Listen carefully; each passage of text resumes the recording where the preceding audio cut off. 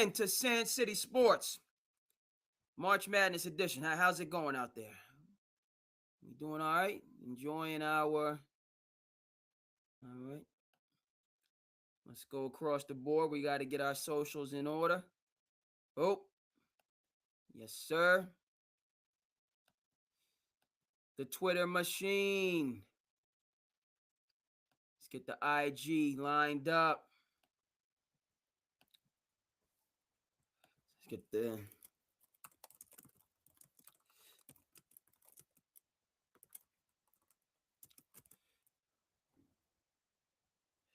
The IG lined up. What do we got?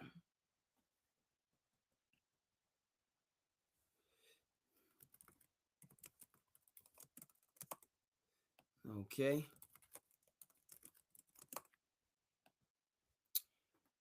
Facebook is good. Okay. I'm going to cross. Make sure. We got to trust but verify, folks. That's how it works on SandCity Sports. We trust but verify.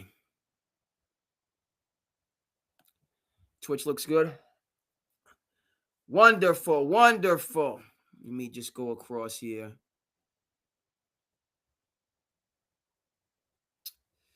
Let people know what time it is.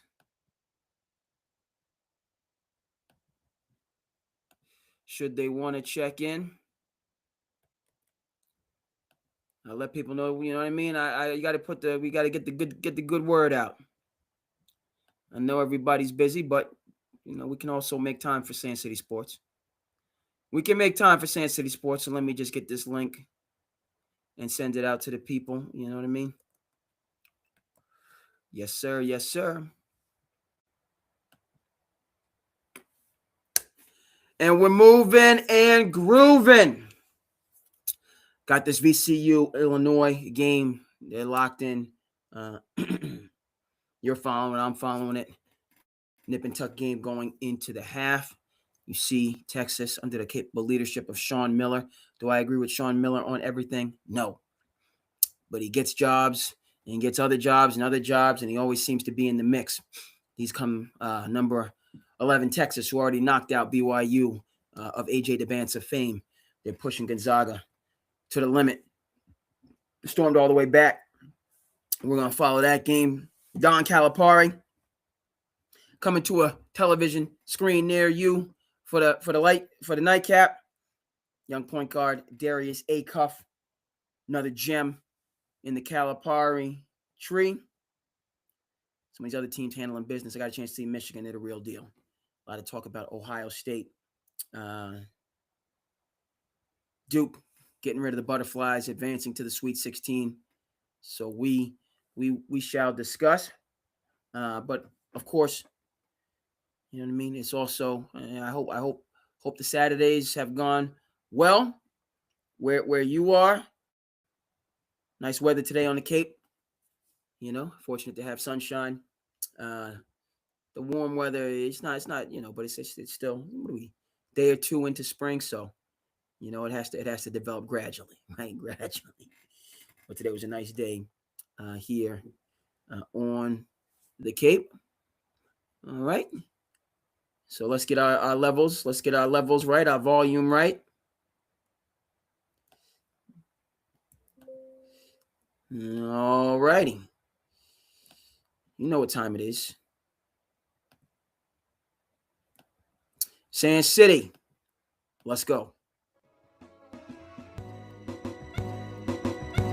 Hey!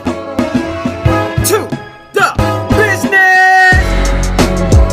I am your host. Thank you so much for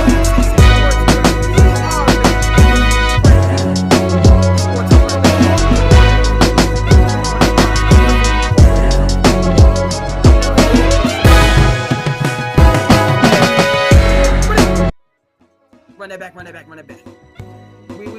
We need to get our energy going. You know what I mean?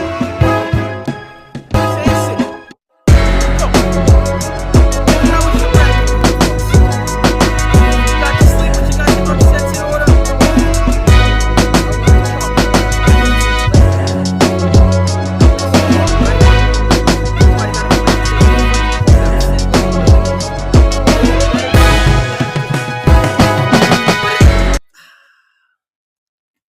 And so, hey, these Illini, okay, built up a 7-point lead.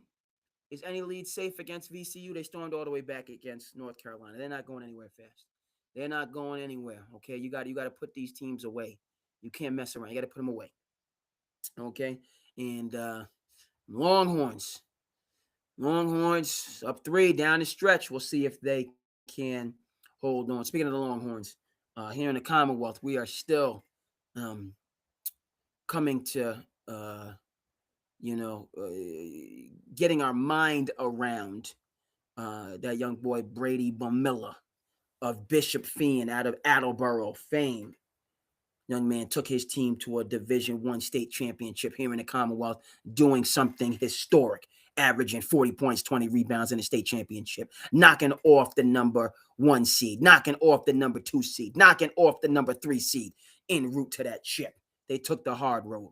They took that hard way. All right. Brady Bumilla. What's the connection? He's a baseball player, folks. Brady's a baseball player. You know what I mean? He does basketball in his off time. Brady's a baseball player who will be taking his talents down to Austin, Texas next year to play for the Texas Longhorns. 1-point game now. 1-point game. So, yeah, we're following VCU last possession of the first half. They're moving it, shooting it. All right, heading to the half in this game that I have on here while following closely the Texas Gonzaga game. But yes, we're gonna dive into this tournament. Certainly, teams that have held serve, right? A lot of our top teams, as I've said, have held serve. Where we're gonna start here on SandCity Sports is with the best and brightest. Okay, the next generation. That's where we're gonna lift off from in our what do we call them? Our diaper dandies. Our diaper dandies have been holding it down. Our diaper dandies have been holding it down. So that's where we're going to kick things off tonight. It's just one angle, but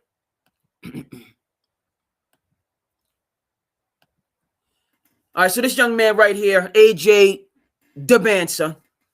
Okay, you know what time? I mean, you Dybantsa, tomato. Okay, it's Dybantsa. Okay, as far as I'm concerned, here in the Commonwealth, you know that this is a point of pride. Okay, we know this young man has the roots. Okay, in the City of Champions, Brockton, Massachusetts. That's what we call it. Call it the City of Champions. That's the home of the Rock. Not Balboa, Marciano, the Rock. Okay, Marvelous Marvin. Okay, Marvin Hagler, who did his training out here on the Cape, in the hinterlands, all the way down in Provincetown. Get away from everything out there on the dunes in Provincetown, doing his training, going into camp. Okay, locking in. All right, month and a half, eat, sleep, drink. That's how you get that greatest, many people consider the greatest round in boxing history. Hagler Hearn's first round. Please. Out of this world. Marvelous Marvin able to come through, stopping him in the third round. But that first round, Hagler Holmes, okay, ain't no blocking. Ain't no ducking. Toe-to-toe, mano. Okay, that was built in part here on the Cape. As I said, out in Provincetown, the hinterlands, out there in the Boone Docks, doing the training to get himself ready. Okay, so young Dybantsa, right? He's cut from that cloth. Right? He cut from that different cloth, that City of Champions cloth. And this young man decided to do something different. Did not go to a blue blood, a school, that, right? Duke, hey. Carolina, hey. We're going to talk about Carolina and how they succumbed to a first round exit. Second, I got the. There it is. There it is.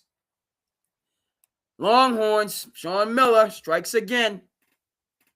Heart goes out. I feel, man. Mark Few. I want to see Mark Few get a chip. He's been close so many times. I don't know. He's hanging on. Want to see Mark Few get a chip. Want to see Kelvin Sampson get a chip. That's who I'm pulling for this year. All right, John Shire, he's got time. Let John Shire work his way on up. He's got time. But I want to see Kelvin Sampson, Mark Few, these guys, these are luminaries. I want to see them break through and get championships. Okay. So young AJ went out there. Okay, balled out. Team lost, but 28 points, 11 to 24 from the field. Okay, rebounds, assists. All right, he showed well. Okay, you do see in part why he went to BYU, running everything through him. Scored 28 points. Took 24 shots. Okay, so they're running the offense through him, and he's 50% from the field. Right, it's good percentage, and he does other things. He's a downhill player, but he showed up and showed out. Would I've liked to see BYU get that W, advance, and then have a chance to this week? Yes, I would have. But this Texas team, right? Beat the number 6 seed, beat the number 3 seed. So they're, no ordinary 11 seed. And Sean Miller knows his business. Okay. But bottom line, overall point with young Dybantsa, okay, is he is who we thought he was. He went to Utah to work and to get his $7 million, but to put his head down and grind. And that's what he's been doing. Right? He was doing the same thing at Utah Prep. Right? Doing the same thing at Prolific Prep. Doing the same thing at St. Sebastian's when he was back here in the college. He's going to work. He's going to grind. And I love the fact that it's all in the family. Okay. His dad, Ace, his mom, all right. They move as a unit. Okay. Mom and dad taking care of the business end. Okay, which is quite profitable as he got his $7 million. And they're being taken care of as they should, given the particular, distinctive, unique, and soon to be more profitable labor power of young AJ. All right. That's a story that SandCity is not going to shy away from. The Casino Royale with this NIL and all this money that's flying around. Where is that money ending up at the end of the day? Right? All these NIL deals, and you're talking about 50% commissions that we're hearing about, and there's a lot of money being thrown around, but is that money ending up in the hands of the labor force, the players? Right? So that they can use it as a foundation for generational wealth. Or is it just going back, to the hands that convert it and into the pockets of agents? Okay, what's the point? What's the connection to young Dybantsa? The connection is, I don't see that with him. Chaos and confusion taking place off of the court. I see a young man with a support system, a vision and a purpose and a goal that's on track and executing said objectives. Right? Reason some other freshmen, diaper dandies, have struggled even recently, talking about last year's draft, and talented players who dropped, is because the things off the court were not in order. And it affected what went on, what took place on the court, and subsequently their draft prospects. Don't see that with the Dybantsas. All right? Yes, I would have liked them to win. Tip my hat, all due respect, Sean Miller, Texas. Hey, that's, Sean Miller's got a number of pros. Matherin, Aiton, on and on and on. Okay, Zona, they got a factory. Going back to Lute Olson. You want to go, Steve Kerr in the 80s. Beautiful country out there in Tucson, even though I'm ASU, there's no two ways about it. I'm upset that the Bobby Hurley Jr. era at ASU has ended. I'm upset about that. I'm upset. I was so happy and proud.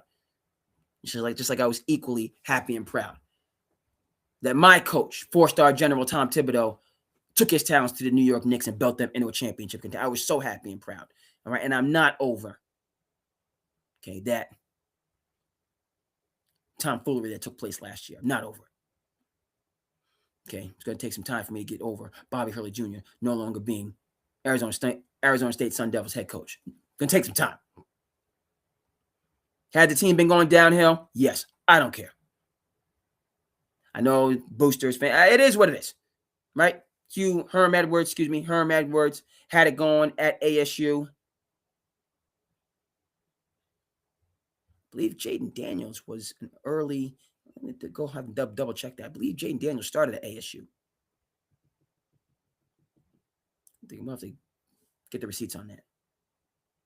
But Herm Edwards had it going. Started going in another direction. All right, and he had to move back into the broadcast booth. All right, brought in a new coach who subsequently built it back up. ASU last year, not year prior, took Texas all the way to the brink, and that was a targeting penalty that Arizona State should have gotten in that very close game against the Texas Longhorns. Okay, let's come back to young Dybantsa. I mean, he's, we're talking about, is it going to be what? Cooper, or is it going to be Dylan Harper? Is it going to be Dybantsa? Is it going to be Peterson, who I sometimes call Patterson, ridiculously? All right. I think, for me, this is my number one overall pick. He's showing you what you're going to get. Junkyard dog. No two ways about it. All right. And he has room to grow. He's a work in progress. Could not get BYU over the top. All right. But they were in the conversation all year. Were they not? When's the last time you heard about BYU basketball? Do we have to go to Jimmer Fredette? We got to go to Danny Ainge before that? When's the last time we were talking about BYU basketball? Talking about it now. So that in and of itself, suffices for the $7 million that they put up. BYU basketball, center of the conversation. That's good money. Now, you got ROI on that investment. No two ways about it. Plus a connection with a player who has a very bright N.B.A. career ahead of him.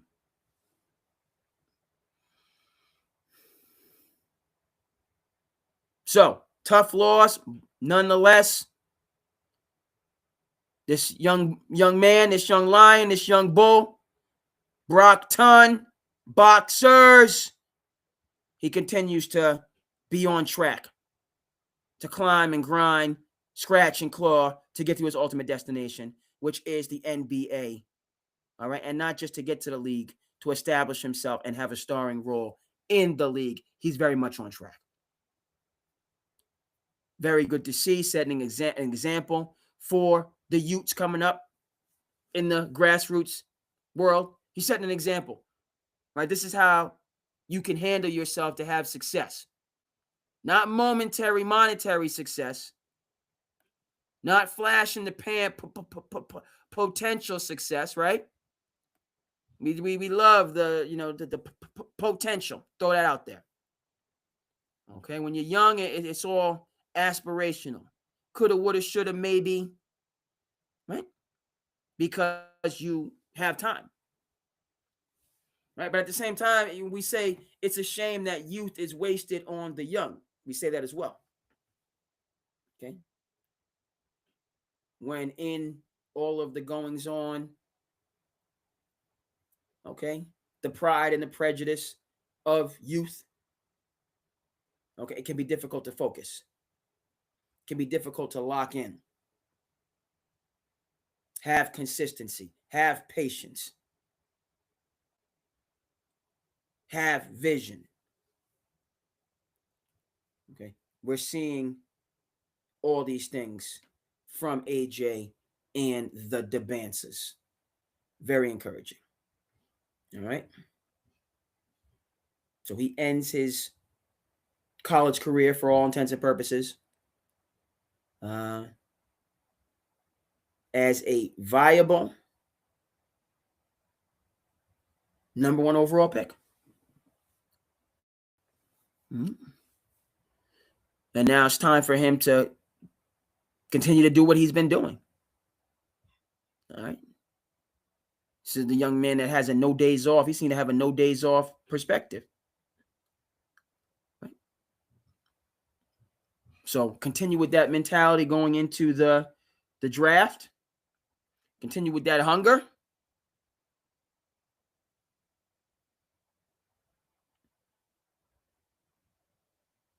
All right, let me just check here, make sure.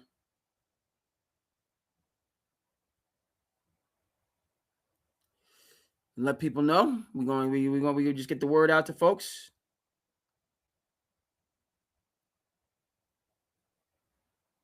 Get the word out to folks if they want to tune in, chime in.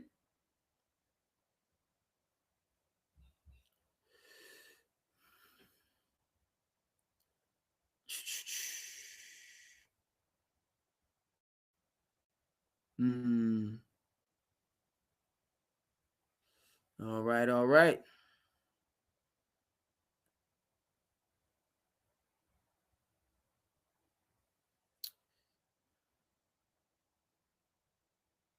Just let folks know. Boop, and we're going to keep moving and grooving.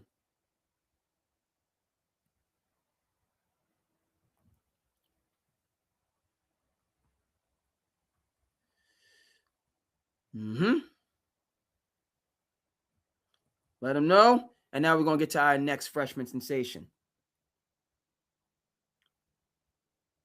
We're going to get to the next sensation. Let's boop.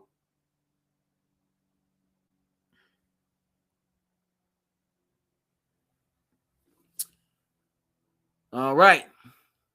So young Dybantsa, Brockton, forward march, young lion. Forward march. Okay? You're handling your business. You're on track. Okay? But we got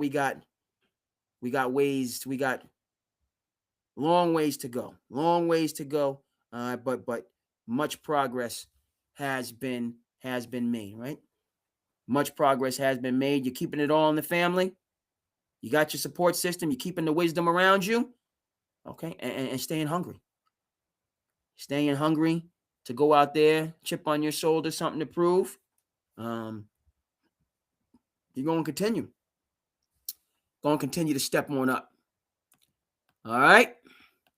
So that's what we're doing, how we feeling here in the Commonwealth. But I have to give credit where credit is due. You understand? I haven't been a fan. And to keep it a buck, I'm not a fan of this next diaper dandy. No, I am not. Okay? But I saw him out there hooping.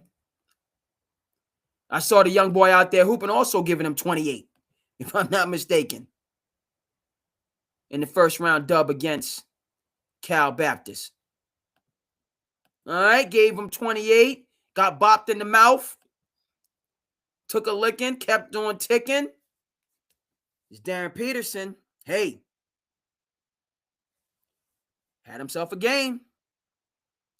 Was out there, started off a little bit cold, couldn't find the bottom of the net, stuck with it, got into a groove, 3-pointer at the buzzer to end the first half, and just kept it rolling.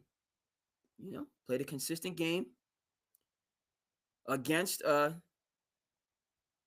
you know, upstart Cal Baptist team, nothing to lose. Out there, ain't shooketh, ain't scared, right? So he was in the mix. Yes, Cal Baptist came back, cut it to a 6-point lead. Sure did.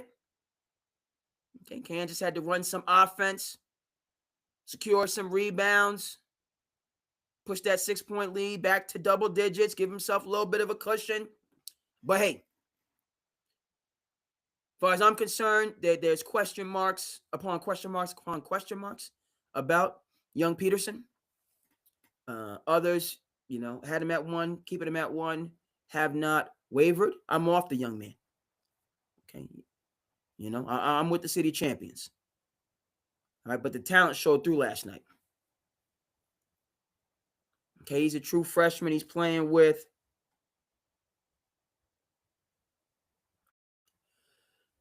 folks in there early, mid, sometimes late 20s. Kid's a teenager.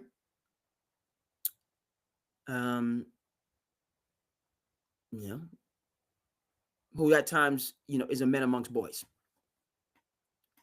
All right, and so the real deal is going to take place tomorrow when Kansas squares off against St. John's, a game UI college basketball sports world is,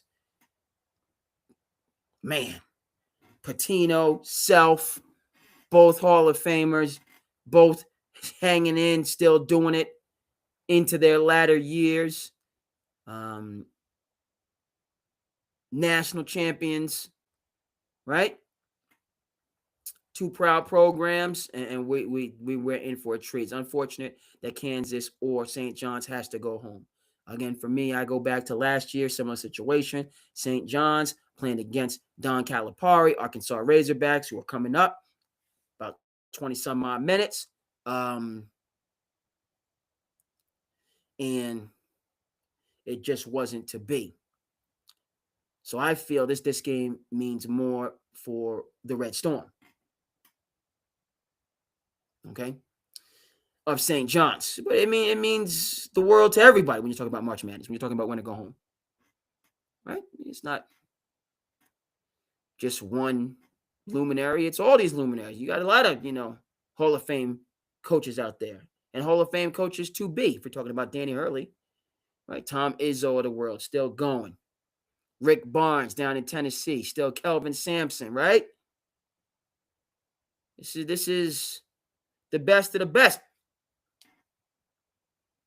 And when we say best of the best, why we love March Madness, amongst other things, is the actual meritocracy. That work can get thrown around and pull yourself up by your bootstraps, and we can go back and forth. And you need to work harder, all this, inflation, cost of living. It's not, you guys just need to, if we can do it, coming out of the, World War II or Vietnam War, Iraq War, you young people can do it, or younger people can do it. We're not going to get into all those generation type conversations. All right. I'm not going to go into what's going on politically because, frankly, right, there's very serious things going on, and we need to be aware, engaged, and do our best collectively. Do our best collectively.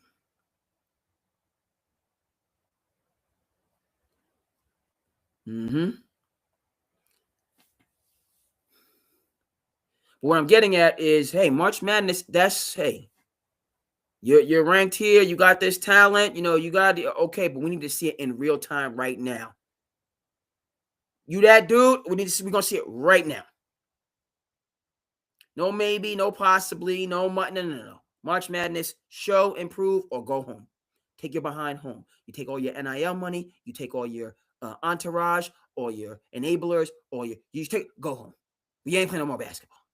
You can take all your influence and you can have it at your crib. But you ain't hooping no more. No. You ain't gonna hoop no more. Because you ain't do what you're supposed to do. No, you didn't. That's what March Madness is about. Show, improve, or get the heck out. Which is instructive for life. which is instructive for life. We're going to go over to Glengarry Glen Ross in a second. ABC. You know what time it is. Always be closing. That old ABC. Glengarry Glen Ross. Always. Or get the heck out. I ain't got time for you. Right? Now, does everything need to be dog eat dog? And no, it doesn't. Right? Because you talk about Glengarry Glen Ross. Then, of course, you have to go over to Death of a Salesman. Shout out to Dustin Hoffman. Name escaped me. Just greats. Death of a Salesman. The Rain Man. Oh, stop. We got to get into the Oscars. I know we didn't touch on it as much as we didn't need to last episode, but we're going to get to the Oscars. Yes, sir. He's a Illini pulling away a bit. Illini pulling away from VC. Oh, boy. They get 13. We might need a timeout here. 18 minutes. They come out up 13. Ooh, might need a timeout. Illini getting after him. This Big Ten, man. This Big Ten. Some big boys. Got a chance to see Michigan. I was impressed.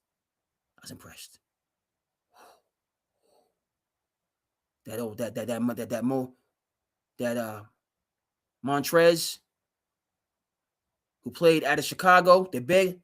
Woo! Their center. Name I can't pronounce. Of European ancestry. Woo! That Elliot Cadu, what it do? Of North Carolina fame, out of NYC. Woo! Michigan. And so the Illini coming from that, so woo. Michigan's a 1, Illini a 3, big, physical. And I just love, man, all this space and pace, and boy, just get it to them big boys in the paint and punish some people, please. Can we get some back to the basket? Just back to, instead of threes and hopefully layups. Just let's get some back to the basket. Put some punishment on some people, please. Can we get? I'd like to see run that high low. All right. So Illinois, putting VC again. You can't. VCU already done shown you, right? You go down 15, 17, 19. We staying in our groove. All right. So no lead is safe. But Illinois made a move, start the second half. Nice adjustment. Forced a timeout. Back to Peterson. I'm off the bandwagon. I'm not getting back on them. He could have 40 against St. John's. I'm not getting back on the bandwagon. But if he does that 40 against St. John's, I gotta reassess. I'm team Dybantsa.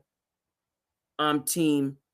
Okay, we are what your record says you are. I'm team Parcells. I'm team Big Tuna. That's where I'm coming from. But if the young man goes out and balls out and lights out against St. John's, I got hey, you know what I mean? I can't deny that. That doesn't mean I'm going to beat Team Peterson. That doesn't mean I'm coming, you know what I mean? Because I don't like what I've seen this year. Period of the story. I don't like it. Doesn't mean I don't like the young man. Doesn't mean I don't want young Peterson to be successful, which I do, to go on to the next level. The Chuckster, the round mound, the rebound, doing his thing. We missing Ernie, by the way. We missing Ernie this March Madness. I know it. We missing Ernie Johnson. We need Ernie in the building. Maybe he come back second week, Final Four. We need Ernie Johnson in the building for the March Madness. Period. End of story. So we missing Ernie. Let that be known.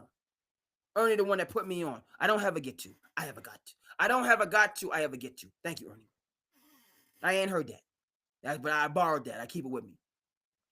I don't have get to jobs. No, excuse me. I got to get right. I don't have. No, he doesn't start about what he doesn't have. He starts with what he does have. Let's get it right. He says, I got to, not a get to. I'm so excited I keep messing this up. That's okay. You make mistakes. I have a get to, not a got to. See, I'm saying it, but then I'm hearing that's not right. I have a get to job, not a got to. I get to do this. Coming from that attitude of gratitude, that's that perspective. Ernie Johnson, he said, I have a get to job.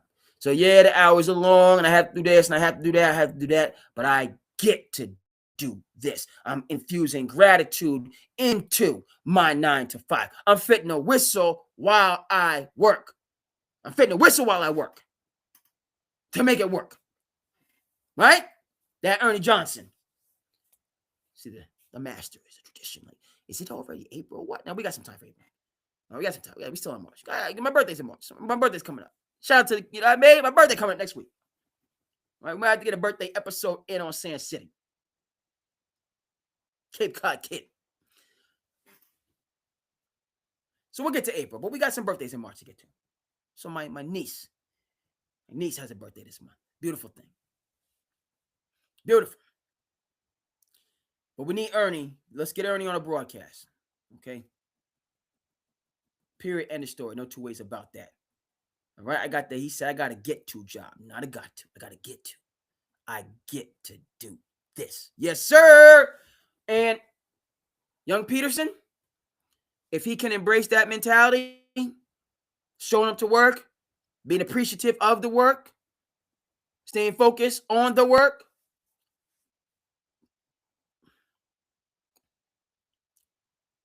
High Point, Arkansas, coming on up. Who knows, right? Right, then we could, and I'm not, right, we getting crazy with it. You know, Harold Miner is calling him Baby Jordan, if you will recall. Jabari Parker, they're calling him the next LeBron, if you will recall. So just stop it. I'm not putting Peterson in the same, right? I'm not saying it's going to be Harold Miner or Jabari Parker, who, by the way, is still hooping overseas. So many injuries for Parker. So many injuries. Okay, the pride of Simeon High School in the Shy. Simeon High School of Derrick Rose fame. Simeon High School, the late, great Benjamin Wilson. Go ahead and check it out on 30 for 30. It's heartbreaking, but it's beautiful. Okay, the late, great Ben Wilson. Out of Simeon, number one. Shout out to the late, great Benji. Got to bring it up, particularly as the Illini are playing right now. And we need to get some Hoop Dreams into the mix with the Illini playing. Anytime Illinois come March Madness, you know it's about Hoop Dreams.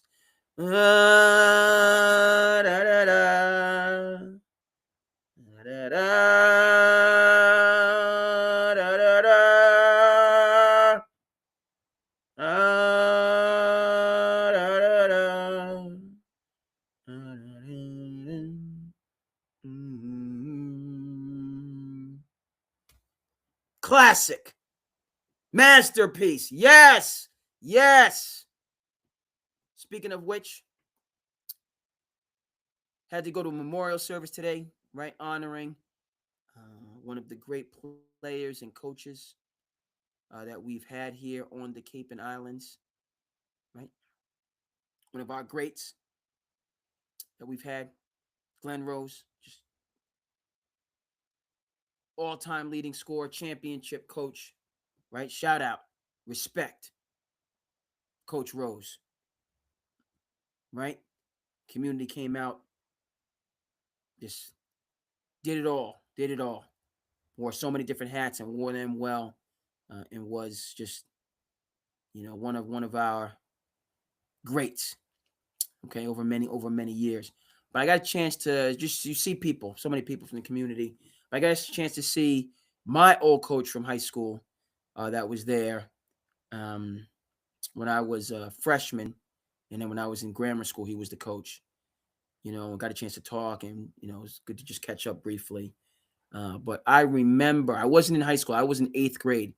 My cousin was on the JV team when Hoop Dreams came out. Hoop Dreams, it's like 94, 95. So I don't know if it was 95. I was in 7th, 98. I was in 8th. I think it was 8th grade. Might have been 7th. I think it was 8th. Memories. Playing in the middle school games. It was just wearing the tie, riding the bus. On the bus with the girls' team.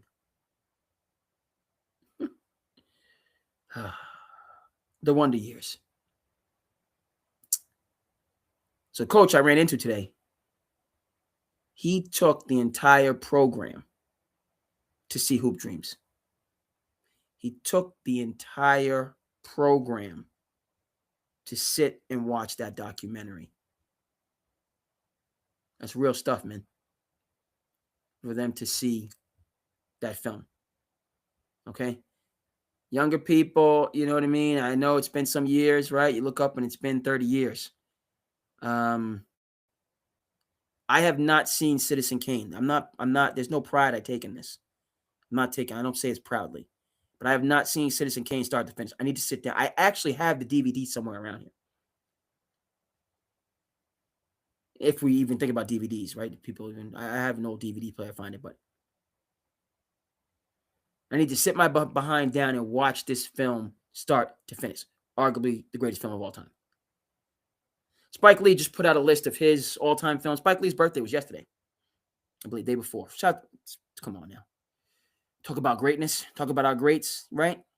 Man. Woo! That's what I was thinking, today. Just taking a step back. Everybody got your go through. You got your go through. We all going through it in different ways, trying to do our best. Now, I just said to I'm just surrounded by too much greatness. Just bottom line, you know what I mean? I got this struggle. I got that struggle. This maybe be a little unfair. This over here I did to myself. Can't blame nobody, right? We going through it every day. But I said to myself, I just got too much greatness around me, man. Just the people I'm fortunate to have in my life, who've been in my life, who are still in my, I just got too much greatness.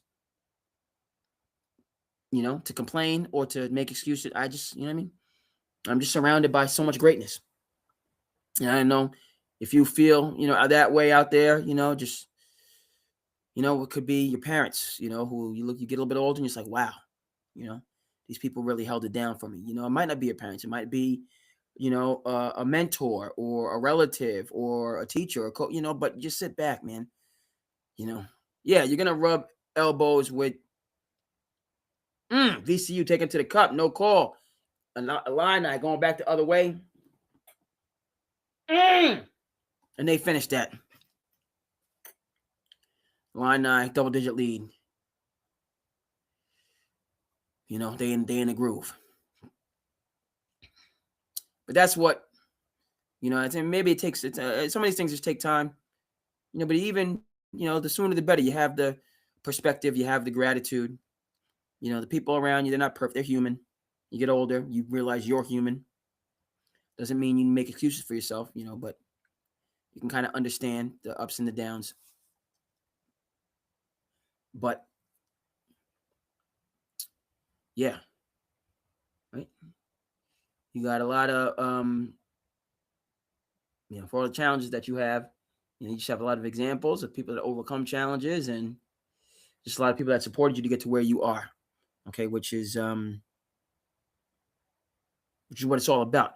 Now over to Hoop Dreams, which we're gonna get to. Come off young, you know what I mean? Or let's finish on Patterson, and then we'll go all his name is Peterson, not Patterson. What's wrong with this guy? He did his thing. Got to give him credit. Did his thing against Cal Baptist. Was there. Was consistent. Okay, and his competitor. Most people think it's going to be Peterson or Dybantsa. Boozer's in the mix, but I don't see folks having him at one. Some people feel this A-Cuff young man who's up next or up now could surpass both of them. We'll see. We'll see what A-Cuff does to get to the Sweet 16.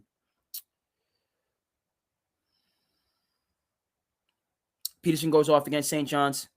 That changes the calculus. He's got a chance. I mean, obviously, got a chance, multiple chances. But St. John's, tried and true. A lot of people feel they're one of the top teams in the tournament, could win the whole thing. Pitino, he needs to win under, he's got to get it done. Pitino's got to get it done. Yeah. So, this is a moment for him. All right? Shine, cement that status. Okay? Or, you could be who a lot of people thought you were. All right? It's just somebody that buckles in high leverage situations. All right. A TikTok number 1 overall pick. You know what I mean? a social media number one overall pick. Okay, but somebody that doesn't do it consistently in real time. We'll see. You're going to ball or fall. St. John's tomorrow. Okay, the Illini, 18-point lead. VCU is back up against the wall. We'll see if the Illini, right? They're going to allow these guys to come back, and they're just going to blow the doors off of them. Offensive rebound, new possession. They go into the post. Big boy, get off me.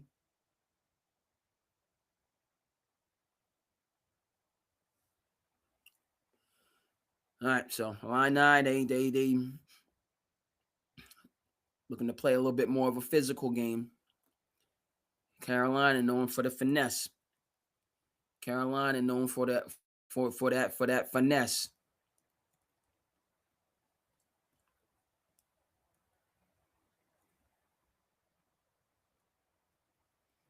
You understand? So we'll see.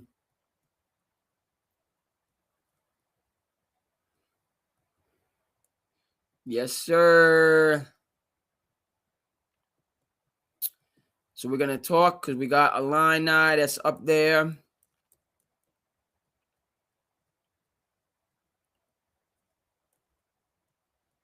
On the screen, we're going to talk about our,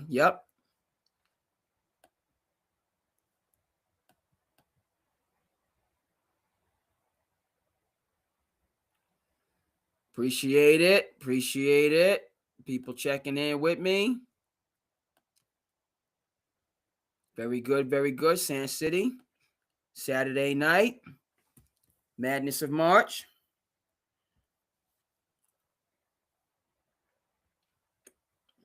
Nebraska up 7 over Van Dyke.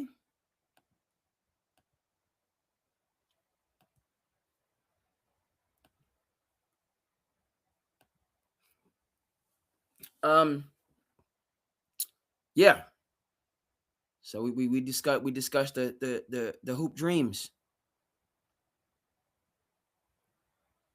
Yeah, one of the best films of the year, Peter Travers.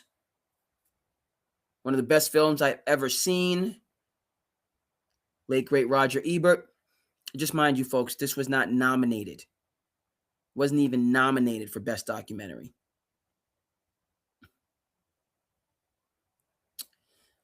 So, right, sometimes you talk about, who gives the award, who gives the reward. Sometimes those folks giving the awards have no earthly idea what they're talking about. Remember that. Hoop Dreams not even nominated. It's one of the greatest documentaries of all time. Okay, remember The Wire? No Emmys.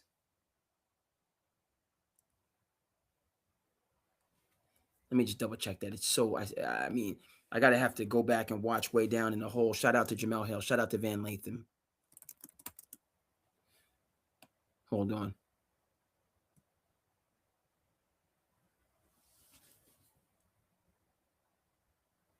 Yeah, that's verified.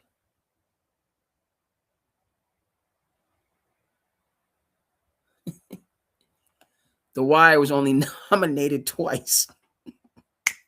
How can you not watch The Wire and not see greatness?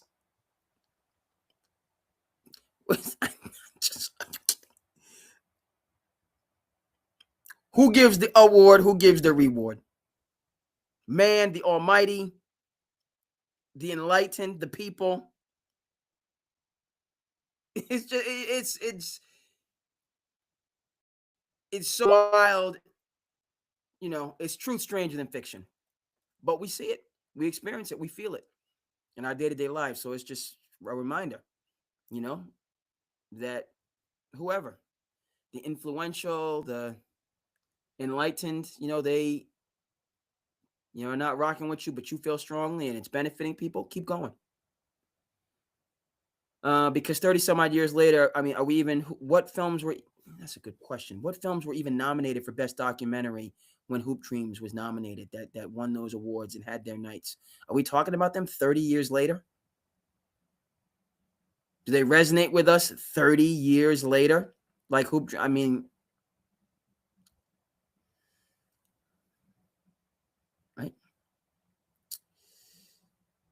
One of my fellow teachers who does a great job, drama director and coach.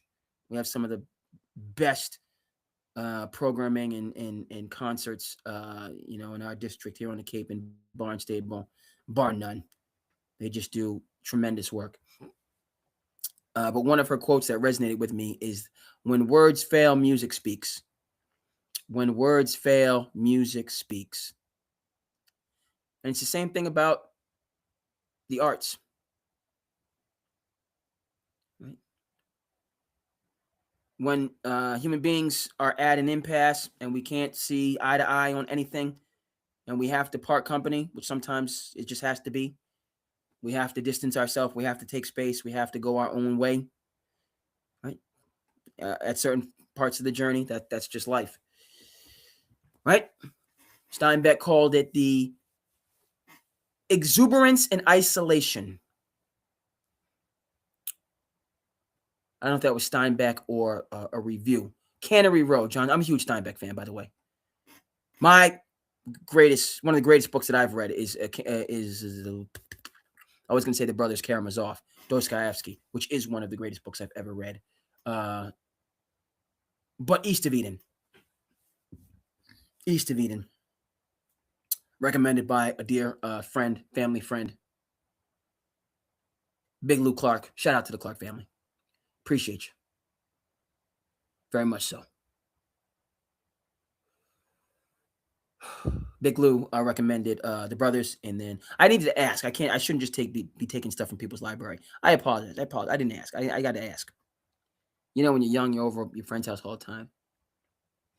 Well, I see, you see people, because everybody's getting older, families, the whole nine.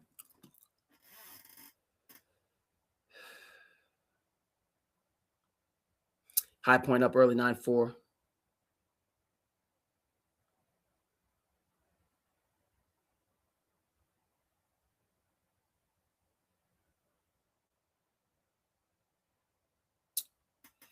Yes, sir. Games on TV. Yes.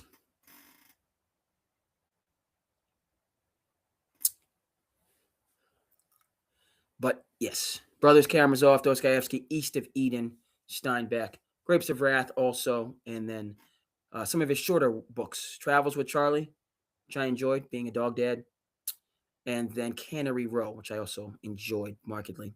Cannery Row, right, talks about the exuberance and isolation. The exuberance and isolation, in your communities. So sometimes it's going to be exuberance all together, the group, and other times it's going to be isolation on your own. 1, 2, 1, 2, right? Right? And that's what Hoop Dreams, following these two, Arthur Agee, William Gates, over the 4 years. You see both of those on their journey.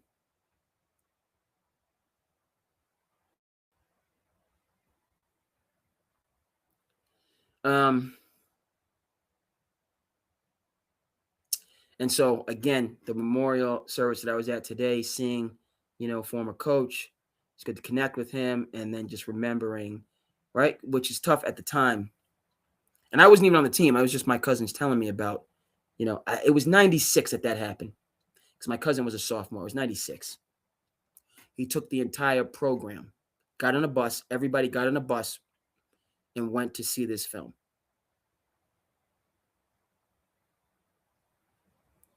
All right. And yeah, I know it had a lasting difference, a lasting impact, excuse me, because they saw a masterpiece.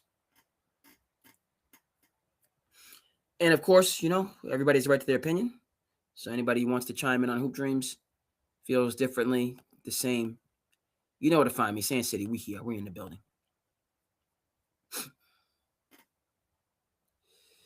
Let's go.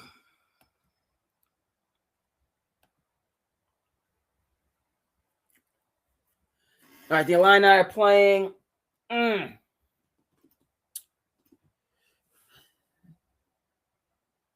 VCU's down 22 under 10 minutes. All right. This is not looking like the Carolina game. They're gonna have to make a move and get this into, cut this into 10 soon to get in striking distance. Then those Illini ain't for no joke, as the late great Bernie Mac of Chi-Town fame would say. It ain't for no joke, not at all. They're defending.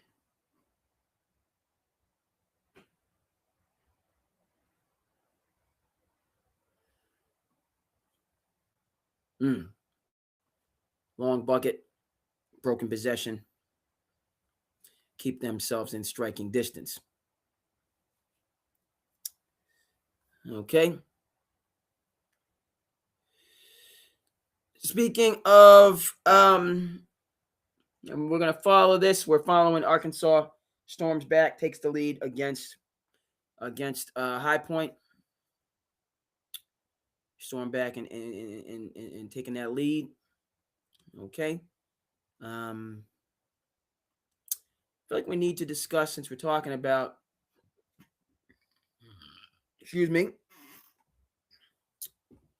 VCU and who's on the ropes. We're going to switch the conversation over to the team that they sent packing. That being the North Carolina Tar Heels. And we got to talk about two things. Now we're going to talk about Hubert Davis and whether he's going to return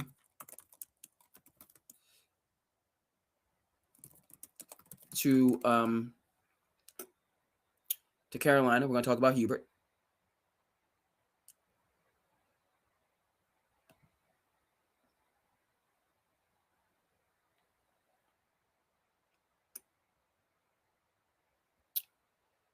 Carolina guy.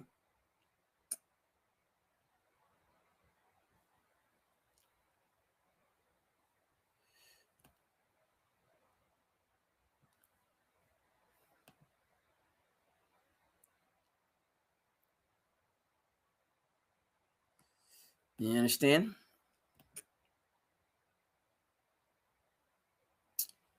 We're going to talk about Hubert, and then we're going to talk about his coach. We're going to talk Hubert, then we're going to talk about the dean.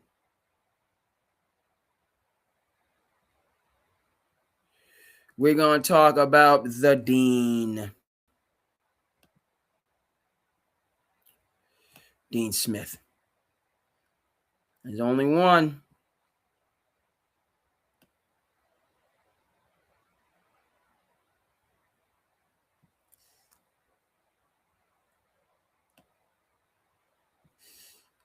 Yep. Still hurts me to remember the 93 championship and the timeout. It is what it is. But I was Wolverines, Fab Five. They finally allowed us to get those shorts a little bit longer, right? We was wearing the hip huggers before the Fab Five came through. We had them hip huggers on, folks. Now, interestingly enough, the Utes, they going back to them hip huggers. They going back to them Stocktons, them Larry Joes. They going back to the Larry Joe Bird shorts. But in my day, back in my day, talking about the Fab Five, man. Fab Five got them shorts. I mean, we had to wear them cross-country shorts to play basketball. What's going on? Had us in them cross-country joints. Yeah. Hubert his seat is hot right now. The man's seat is hot, and if you're not in the Tobacco Road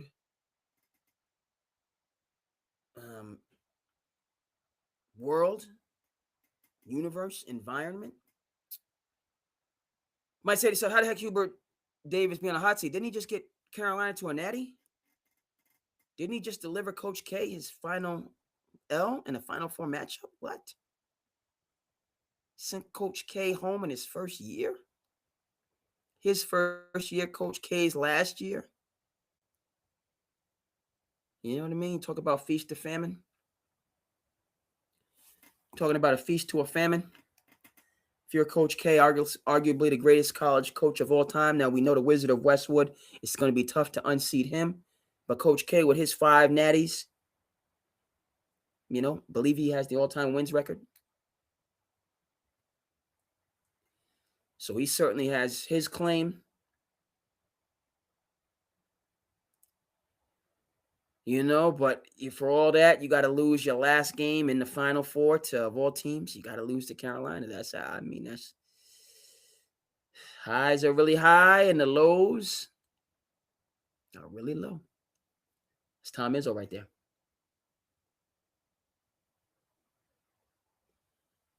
Highs are high and them lows are low.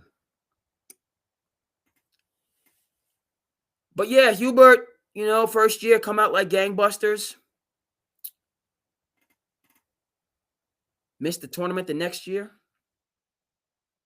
the heck is going on? Sweet 16 in the mix, and then a couple first round exits. Now, yes, he did not have his best player. Let's be clear on that. Top pick, Caleb Wilson. So he has Caleb Wilson. We're not having this conversation. But if fits and butts were candy and nuts, we'd all have a Merry Christmas. All right? Okay? So is Caleb Wilson the reason you gave up the 18-point lead with 12 minutes to go in an NCAA tournament game? No. You gave him an 18-point lead with 12 minutes to go in an NCAA tournament game because you did. You did it to yourself.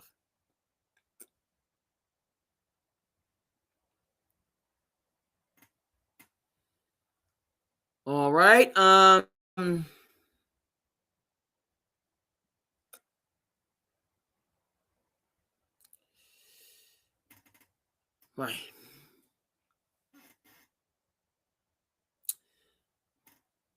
I feel like, look, these situations, because we got to talk about Kevin Willard as well. There's these coaches, the pressure.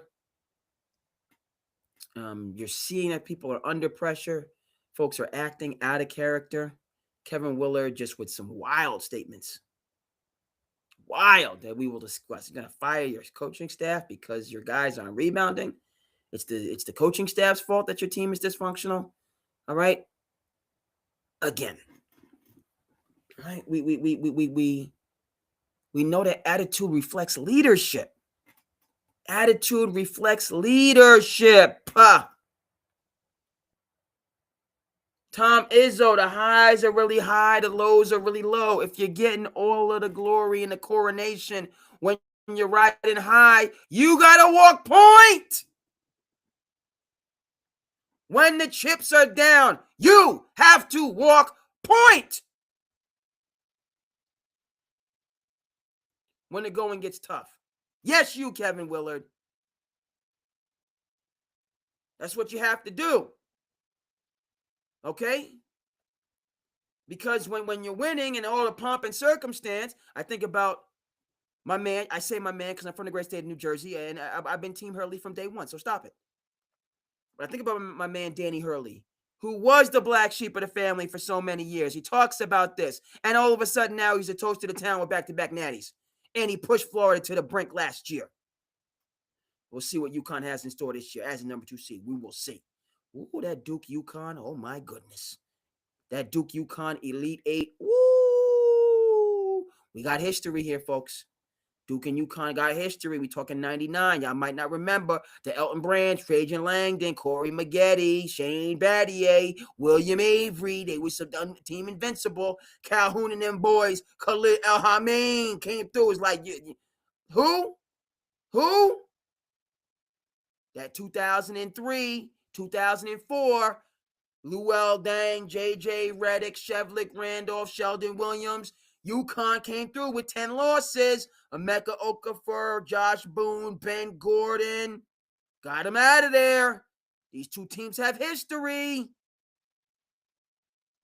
Big time games. Coach K could have seven natties instead of the 5.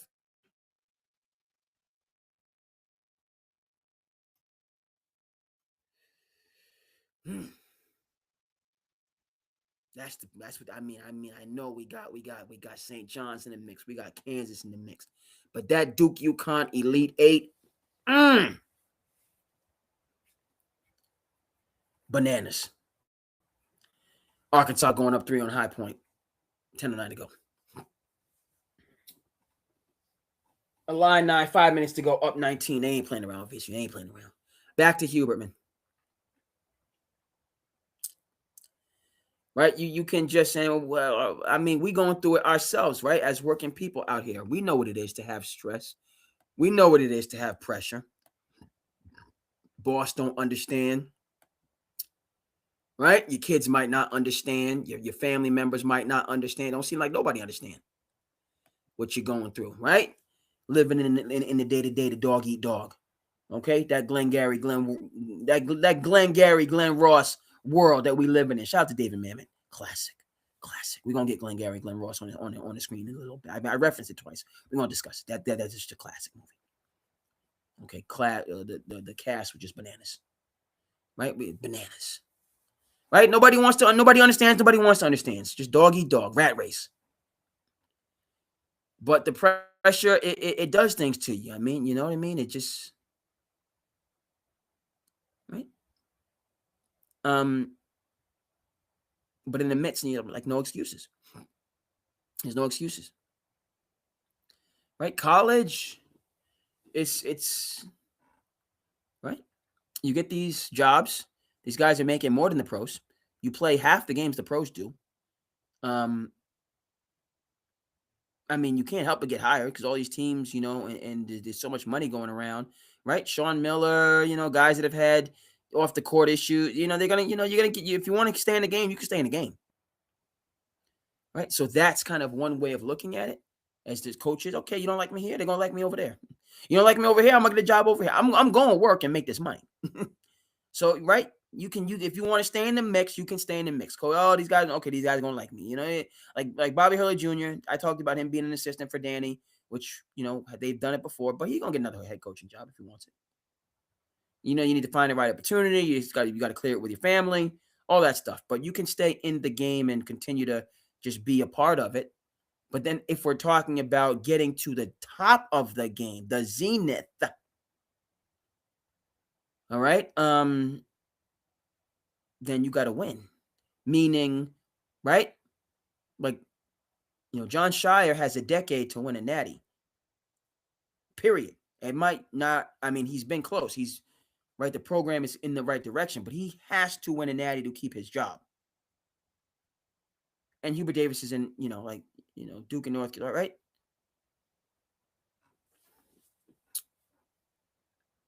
That's the business that Hubert Davis is in. And it's important for us to remember that when Dean Smith left, it went to, Guthrie, for the 1 year.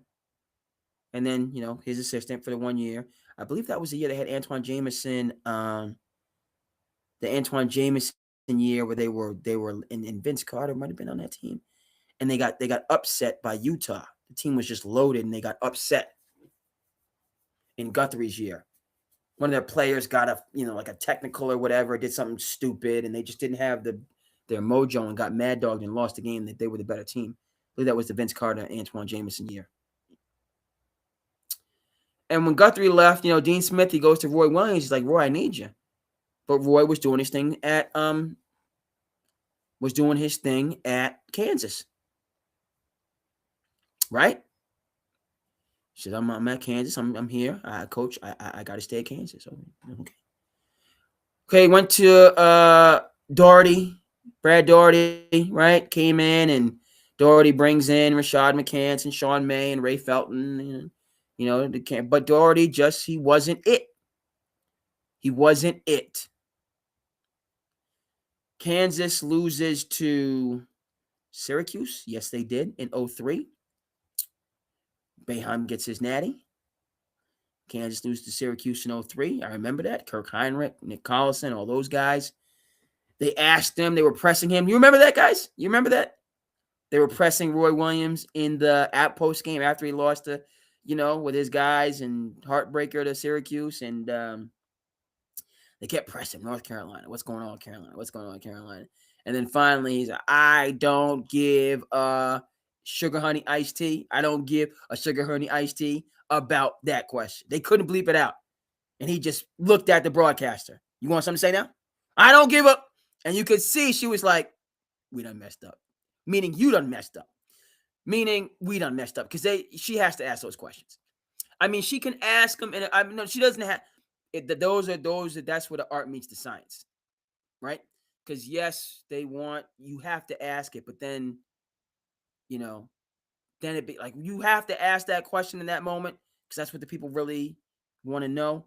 And he might, but to double, and I think she might have tripled down on it. And then finally Roy was like, and I heard enough. He said, I don't give a sugar honey iced tea about it. And what? Okay, we take this little parking ticket for the FA, whatever, WHI, whatever the violation is for swearing on national television. All right, that's a parking ticket. And you're going to pay it. In Carolina, we ain't paying nothing. And don't press your boy. Right? That was quite a moment. Boeheim, I was, happy for Boeheim to get that natty of, that Jerry McNamara was on that team, pushed Duke to the brink. And they was pressing Roy wasn't hearing it. But when Dean Smith asked him a second time, Roy Williams had to come back and take over at Carolina. And got himself 3 natties at Carolina. Okay, wasn't able to get a natty at Kansas. Bill Self was able to do that. But Roy Williams got himself 3 natties for the Carolina Tar Heels. What might have been 4, right? Remember when MJ had the tears? I believe Carolina came back and won it the next year. Yeah. So Roy had it going. Roy had it rocking and rolling at Carolina. And kept Carolina right. Coach K is going to win one year. Carolina's going to win the next year. It was back and forth. But they needed Roy. Roy, and Doherty, okay, nice. They needed Roy. So Hubert, he's not Roy Williams. There's a lot of coaches who aren't Roy Williams. It's a difference, right? Everybody's not a Bill Self, a Calipari, a Pitino. Like, everybody's not a national team. I told you. Mark Few, how long has he been doing it? 40 years, it seems like. I want him to get a natty. He hasn't gotten a natty. Kelvin Sampson's been around for a minute. No natties. Right? Mount Olympus ain't for everybody. I don't care what Instagram and TikTok and Facebook and, all these, constant capitalism, to make us consumers. All right? You're not getting, well, I'm not saying what you're not doing. Okay? If everybody's special, then nobody's special.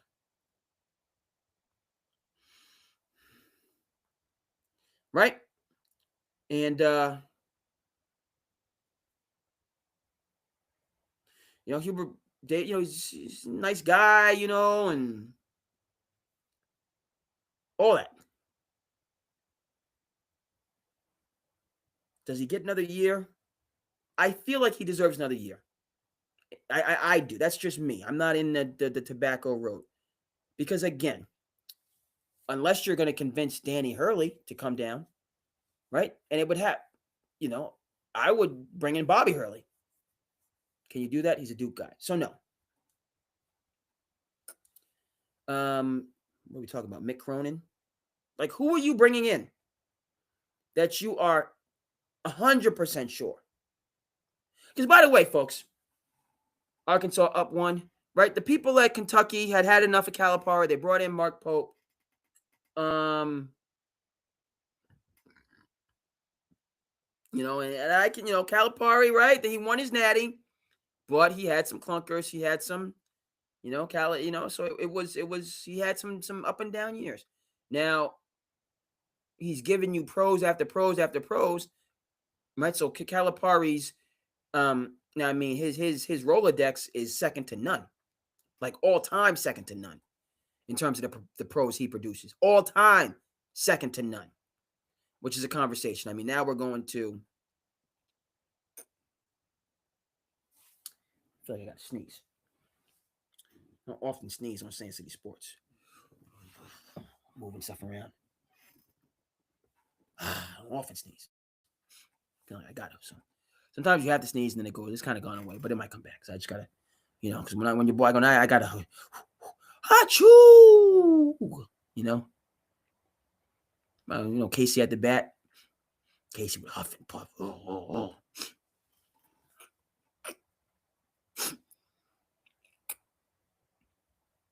What Carolina guy are you bringing in to right this ship? Okay. Hubert, for all the intangibles, he hasn't kept pace with young Jon Scheyer, who's got it just rolling at Duke. Elite Eights, Final Fours. Jon Scheyer's got it rolling. He come in, he said, I'm not afraid to be the guy after the guy. And he hasn't been afraid. Not one peep about this new landscape. He's adjusted seamlessly. Coach K pushed back on the one and done for a couple years. Then he saw the way that the tide was going, and he adjusted course and started winning natties again. Okay?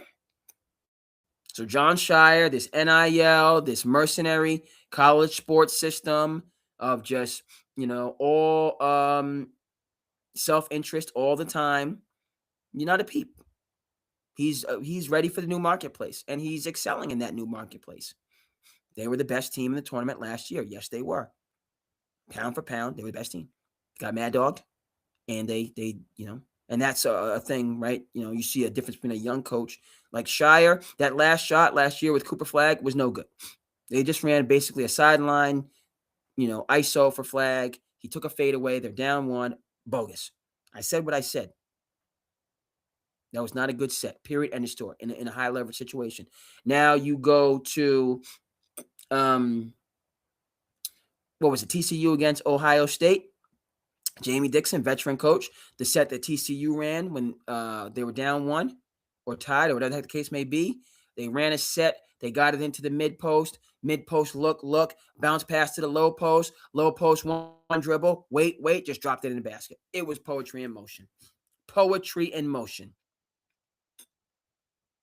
Okay, so I'm saying what I'm saying. Jon Scheyer, in terms of being a strategist, okay, a technician, you got to scheme up plays. Brad Stevens is another one who, down the stretch, some of these Celtics playoff runs, his blobs, sideline out of bounds, basketball people, baseline out of bounds, right? He was just scheming up buckets, blob, whatever the case may be. He didn't go do this, and it's just like, this dude, that's coaching, right? Not go win one for the Gipper, rah, just the mind for the game, the tactician, So Scheyer, I said what I said. I'm saying it again. I need to see more of that from you. You have the talent. Now you got to, in these high leverage situations, know and scheme it up. By the way, Houston had a terrible end of clock situation. Last year they blown play. Yes, they did against Florida. Just busted blown play.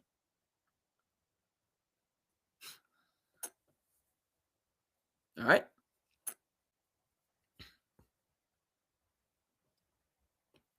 We shall see.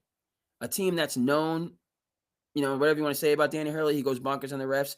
You good? Let him go bonkers on the ref. I'm a ref. You can go bonkers on me if you absolutely need me to toss you. I will toss you. But that aside, people don't show up to see me toss, a national championship winning coach. They show up to see whether UConn is going to have, what I mean. So good referees like Danny Hurley. He goes, but it's in the good spirit of the game. He's not, he gets fired up about plays and because it's. Right. There are some nickel dimers out there. They're absolute nickel dimers where referees anticipate fouls. I'm a ref. I know. I can tell you those high leverage situations, doesn't matter how much experience, you're nervous. Okay. And as an like you're navigating a number of different things and angles, and these things happen lightning fast. And is it a call? Is it not?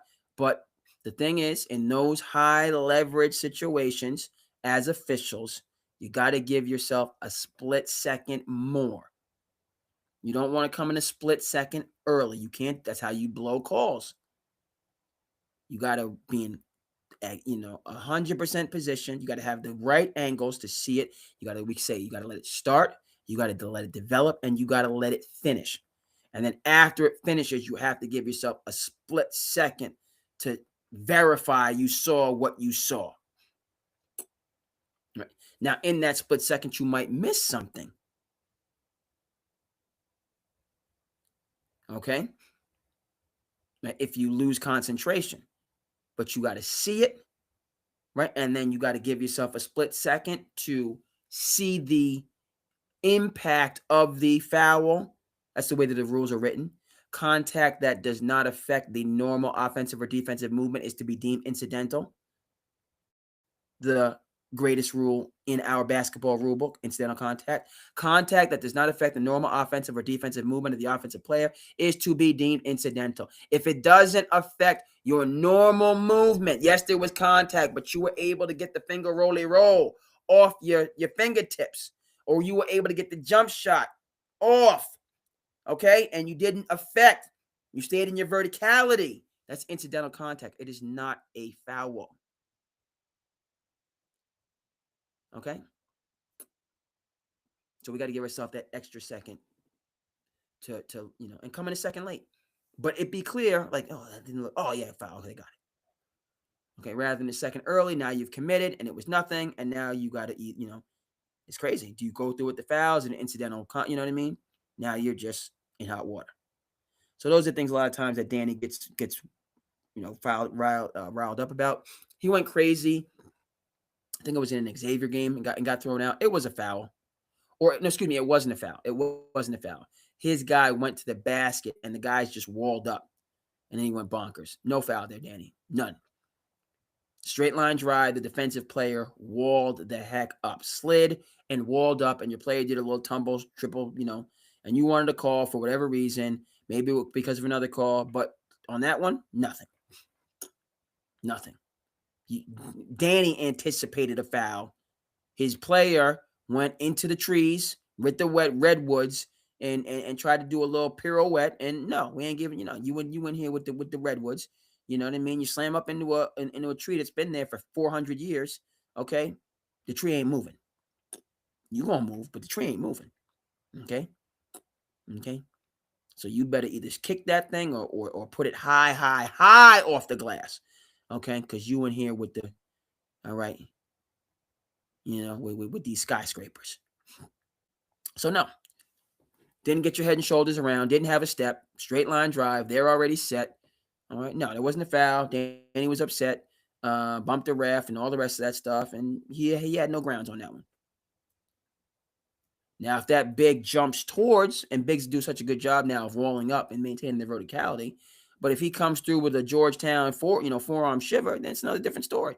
Send him to the line, but he didn't, and he, But back to, what does that do with Hubert Davis? Who the heck is Carolina bringing in better than Hubert Davis that has some kind of a connection that can get along with the Tobacco Road folks that can be signed off, by Michael Jordan? Who's coming home to do this work in this modern era? Do they have, who is it?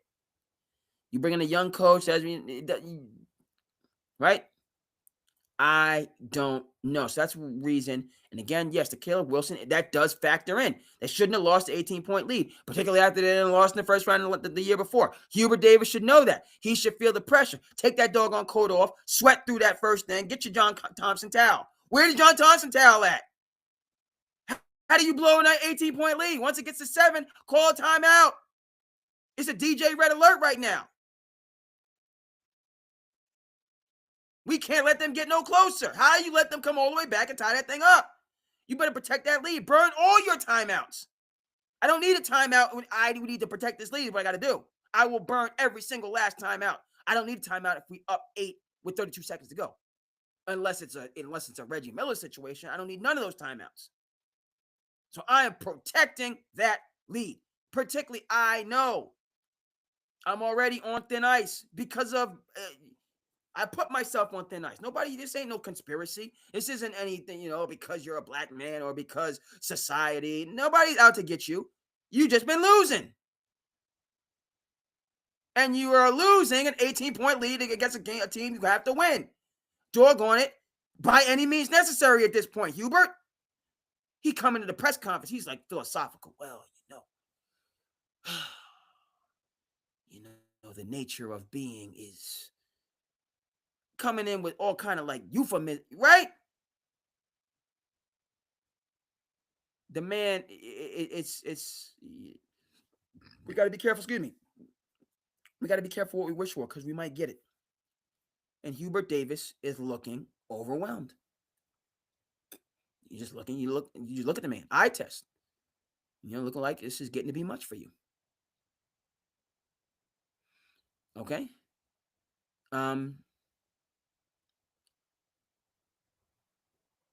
Right, Sean McVay looks like Sean McVay over here. Yes, I'm using a different coach from a different sport who's at the top of his game, but he looks like he just, came off of the balcony, got his tan, went to the gym, had his, protein shake, happy to go to, Sean McVay looks comfortable.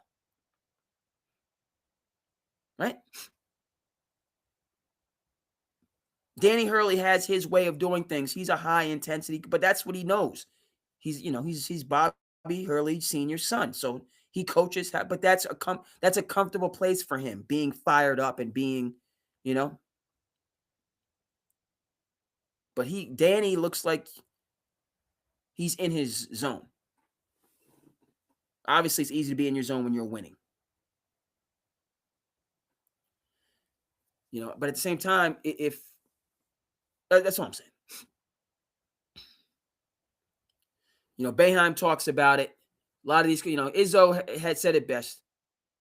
Izzo and Pat Riley, right? Izzo, and I said the highs are really high. The lows are really low. Highs are really high. Lows are really low. What are we doing here? Goes from CBS to Unsolved Mysteries on the TV over here. Highs are high and the lows are low.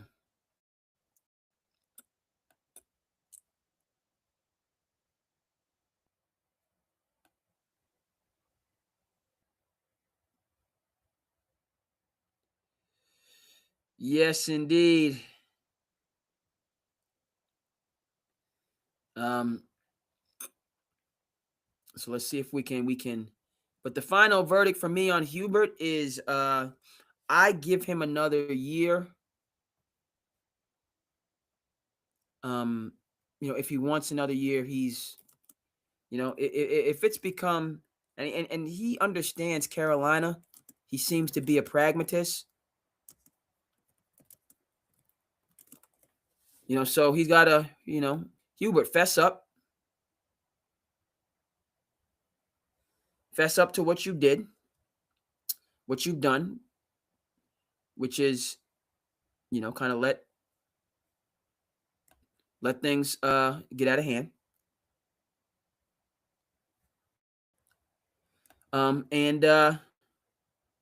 So take some accountability. Change, you gotta right? You gotta adjust, my friend. We know what insanity is all about.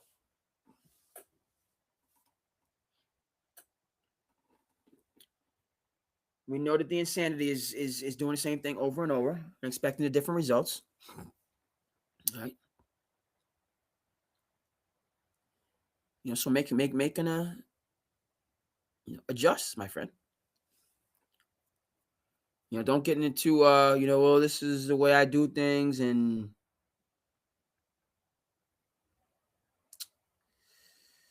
Carolina. What? Carolina's a 6 seed, even with Caleb Wilson being there. Carolina, you're supposed to be a 1, 2, or 3 seed, man. What are you doing that far down the totem in the first place? Carolina is supposed to be top 4.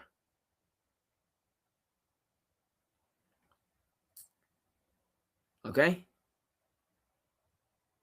Seems like there's as much, if not more, pressure on the AD to right. If I'm the AD of Carolina, are you just, do you have your next coach? Are you going to be like the New York Knicks and try to scheme this on the go? Not have a plan in place, making an emotional decision, and then go door to door with your hat in your hand.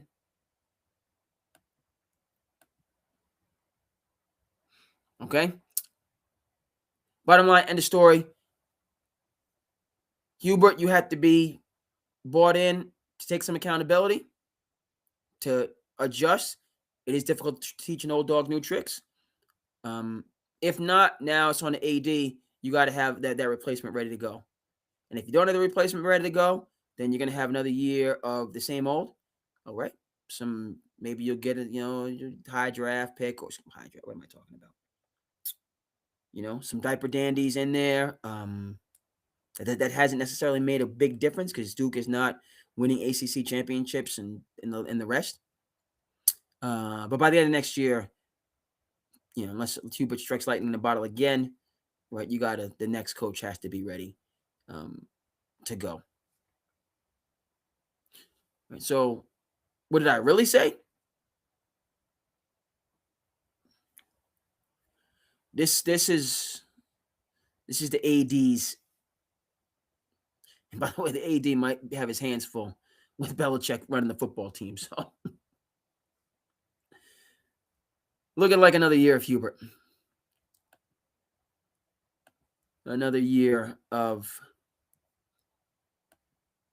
Hubert Davis in Carolina. Another middling season. And then a change.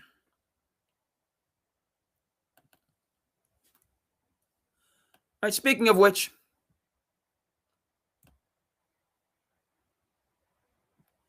right? Talk about you either have something or you don't.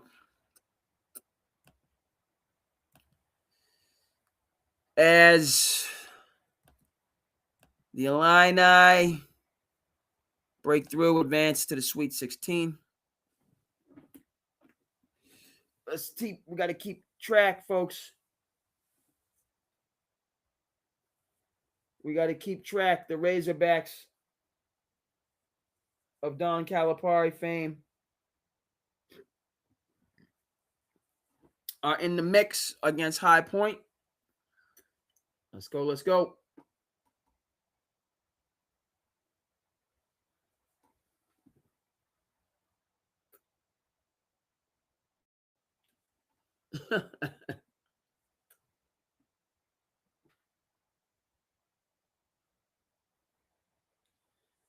All right, so we're keeping track on that. SandCity Sports March Madness. We're following the matchups tonight. As I said, the Illini handle business. The Razorbacks. The Razorbacks are duking it out right now.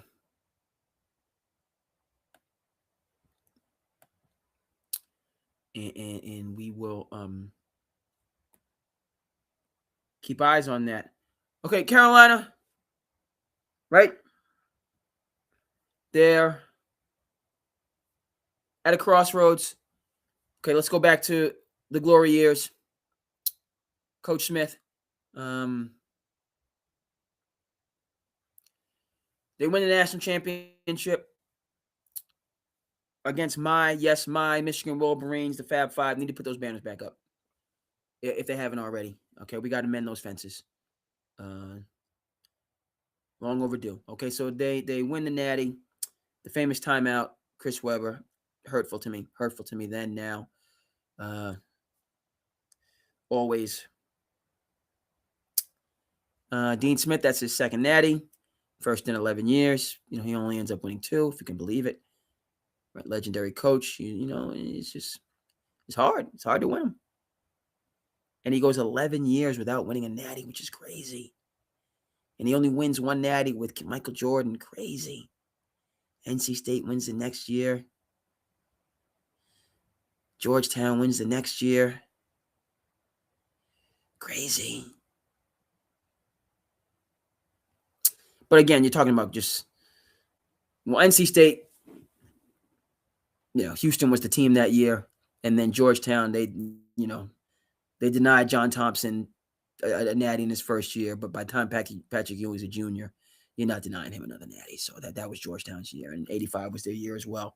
But Villanova decided to shoot 80% from the field. What was it? Louisville in 86, Indiana over. 87 was Boeheim's year with Ronnie Cycli at Syracuse. Derek Coleman. That was Boeheim's year, and Bobby Knight stole it in 87. 88, Danny Manning, Kansas, right? 89, Glenn Rice, Michigan. 90, them running Rebs. Tark. 91, supposed to be the running Rebs again. Krzyzewski steals it from him. Krzyzewski holds it down in 92. Buzzer beater against Pitino. Kentucky people still hurting. And then Dean comes back and gets his second in 93, right? 94, Nolan Richardson. Yes, sir. 95, UCLA Bruins. 96, Pitino coming back into the mix. Ron Mercer, Walter McCarty, Antoine Walker. 97, rematch. Kentucky, Arizona. Lute Olson getting his natty. 98, Kentucky. Tubby Smith. That was supposed to be Coach K's year. 98 was Coach K. Kentucky came all the way back and beat him. 99 was Coach K's year. Elton Brand sophomore year. Dominance. Calhoun from Dorchester. Here in the Commonwealth. Not impressed. Mad dogged him. 2000. Tom Izzo's year. Florida. Mike Miller. Teddy Dupay. Udonis Haslem. That Billy Donovan. And on and on and on the carousel goes. Right? Back to Dean Smith, folks. 93. Hurtful. Taking that natty from my Wolverines. Hurtful. Man. What a game. But it had to be Carolina. I would have loved for that to be a Michigan's year. Now, would it have been vacated? Just stop that nonsense. Because Chris Webber got a hot dog and a bag of Skittles. Ridiculous.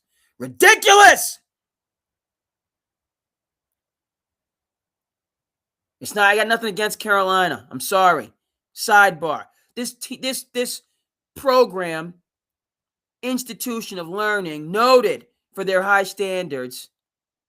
State school, Carolina, okay, very high standards, academic, all the rest of that stuff. They were found to have been running a completely fraudulent program, African American Studies, which was just greenlighting all their basketball play. This was verified. Professor at the school wasn't having it.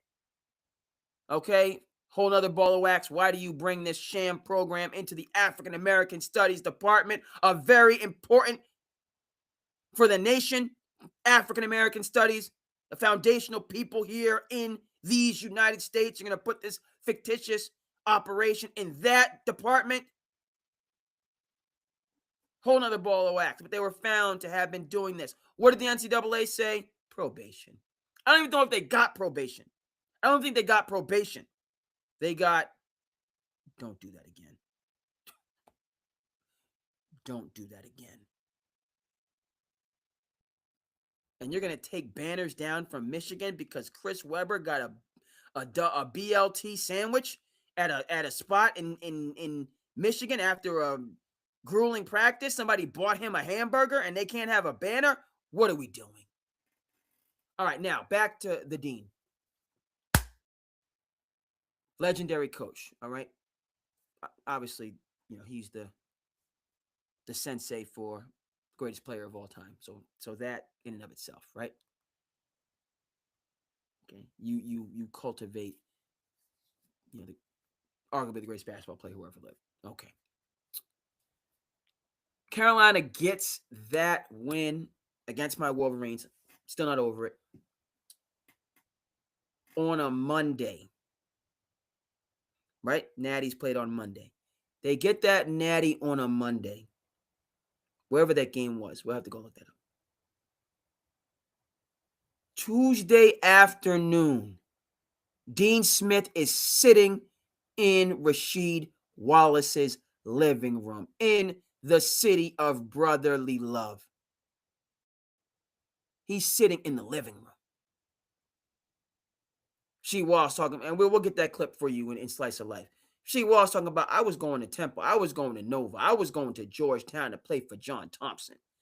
This man, Dean Smith, is in my living room the next day after winning the Natty. I see him on TV on Monday. This man is sitting in the living room in Philly. He came out to Philly. You heard me? He's in the neighborhood the next day. I said, whoa, I don't know what this man is talking about, but I'm picking up what he's putting down. I'm picking up what he's putting down now. Yes, sir. Natty one day, he locks up number one player in the country the next day. Put Rasheed and Jerry Stackhouse together. Almost got him another Natty in 95. They sophomore year. Had to give way in 94. Nolan Richardson was not to be denied. Grant Hill and Duke broke through and made another Natty. But they ran up against Nolan Richardson and them Razorbacks. Then 95, them Carolina boys, Stackhouse and Rasheed, sophomore sensations.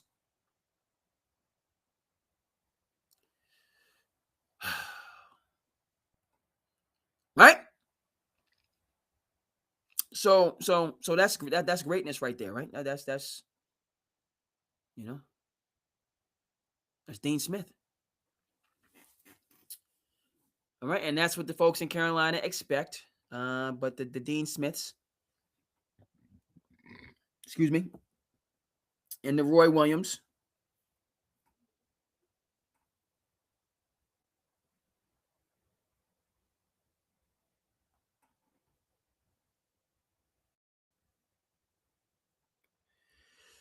they're not everywhere. Heck is going on in my league right now.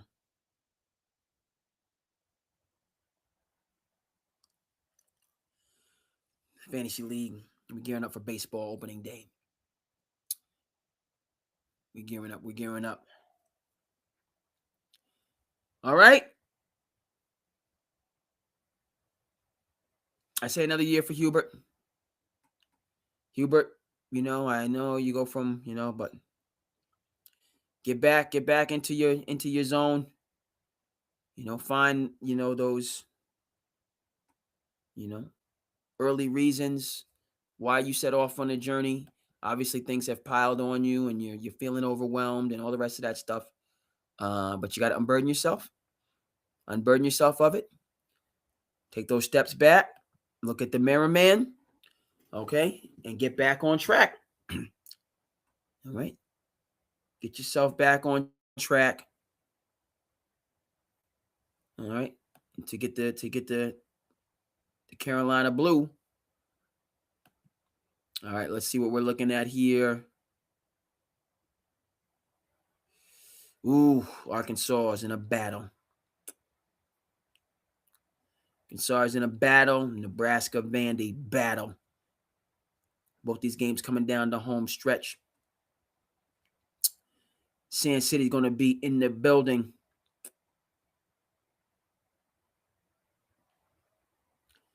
SandCity in the building.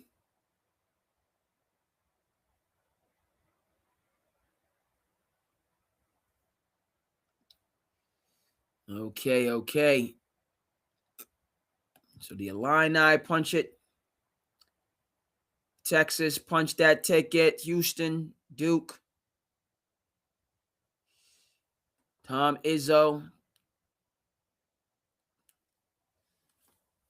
Yeah. I'm sad. I'm sad to see Kareem. Excuse me.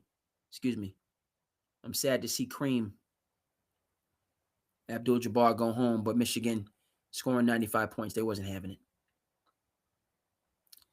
They wasn't having it at all.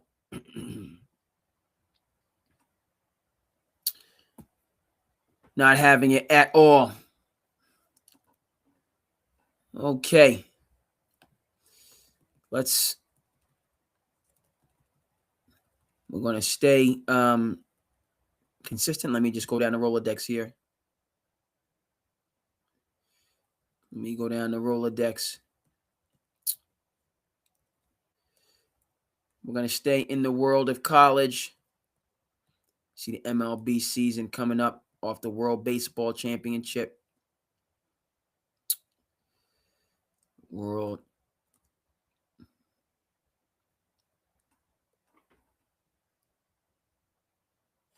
Okay, I'm looking at some of the greats of yesteryear. Okay. Some of our preps. All right. Yep.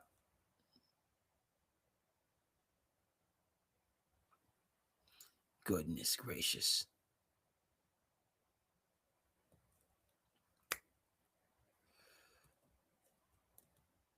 All right, we're going to shift gears and look at Don Calipari. He's center stage right now.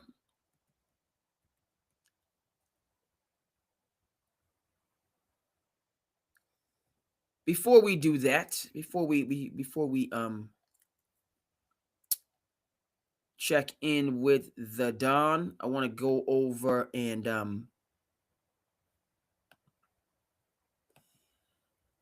check on the women's tournament. All right, because this folks, this says it all right here. You're going to fud around and find out.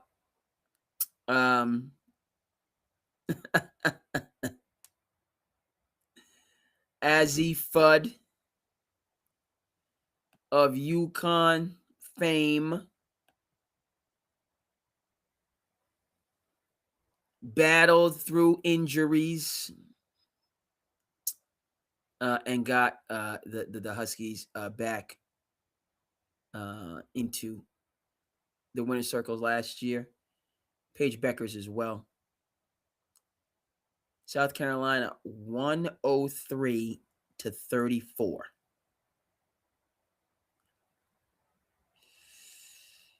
(103 to 34). All right. UCLA, their first round matchup, they're up 8. The Huskies 90 to 52. Number 1 overall ranked Huskies 90 to 52. Okay, Iowa still in the mix as a 2 seed. Vandy a 2 seed, 102 to 61. I like these blowouts.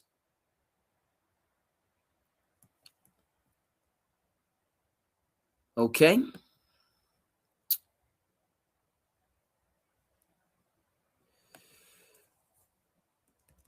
UConn is a 36.5 point favorite against Syracuse on Monday. All right. Good matchup between Maryland and Carolina. Carolina, 2.5, 2.5 point favorite against the Terrapins, former national champions. All right. Let's see, Ohio State, Vanderbilt, okay, South Carolina. Essentially a 23-point favorite against USC. And we got, so South Carolina will play Iowa, number 2 seed. Texas on the women's side, number 1 seed. 27-point favorite over Oregon. Michigan on the women's side, number 2 seeds. Michigan got some hoopers. Michigan and Texas on a crash course for the Final Four. LSU 116, Jacksonville 58.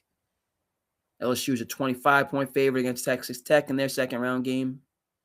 So LSU and UCLA on the women's side consistently strong. Okay, so we got UCLA and LSU. UCLA coach,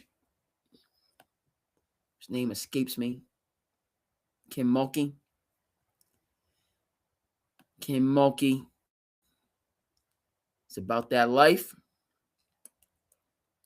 So that'll be a good matchup. LSU and UCLA, Elite Eight, should they both advance. UConn will battle Vanderbilt. Or, UConn and Vanderbilt in their region, top 2 seeds, better way of saying it. The Gamecocks and the Hawkeyes, continual rivalry in their region. And the Wolverines and the Longhorns of Texas. Okay. In Region 3, taking place in Fort Worth.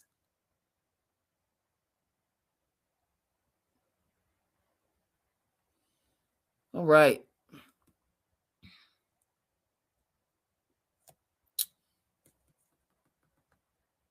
Like about the women's tournament, how they've gone to regions. So you're just going to stay in your region all the way through. As I understand it, it's not back and forth, back and forth. You're in your region the first week, and then you're in your region the second week, and then we all head to the Final Four. That makes sense. Centralize it, keep the interest, attention, the flow. But again, you're a hooper. You're going to support women's basketball. No two ways about that. And last year, okay, after the Caitlin Clark era,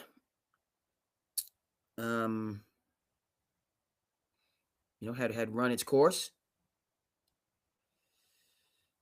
The rematch, between Caitlin and South Carolina. Dawn Staley, South Carolina, coming out on top. Really good game. This is 2 years ago, folks, I'm talking about. UConn, with a ton of injuries, specifically to Paige Beckers and Azzi Fudd, gave the Hawkeyes of Iowa State all they can handle in 24. Got some questionable calls down the stretch. That wasn't an illegal screen or whatever nonsense they came up with. That was completely bogus. Still have a problem with it. But a hurt UConn team, pushed them to the brink. All right. And then in the rematch with South Carolina, Dawn Staley came out on top. Again, Caitlin Clark, she deserves her fame. I just keep going back to it. You got to be ready when your number is called. Iowa was the heavy underdog the year before when the Caitlin Clark legend was launched. Heavy underdog against South Carolina and Aaliyah Boston. And if South Carolina wins that game, Caitlin Clark, she's still a star and all the rest of that stuff. But, right? And I know ifs and buts are candy and nuts. But that's something that always interests me. Something that always interests me. But the Hawkeyes were ready. They had a strategy. They rained down threes on them. They weren't intimidated. People, it was a shock to some people's system to see a hooper, Caitlin Clark coming out with attitude and swagger. Frankly, we showed a lot of our unconscious bias, because there wouldn't have been a problem if Caitlin Clark was of a different hue that had that same swagger. And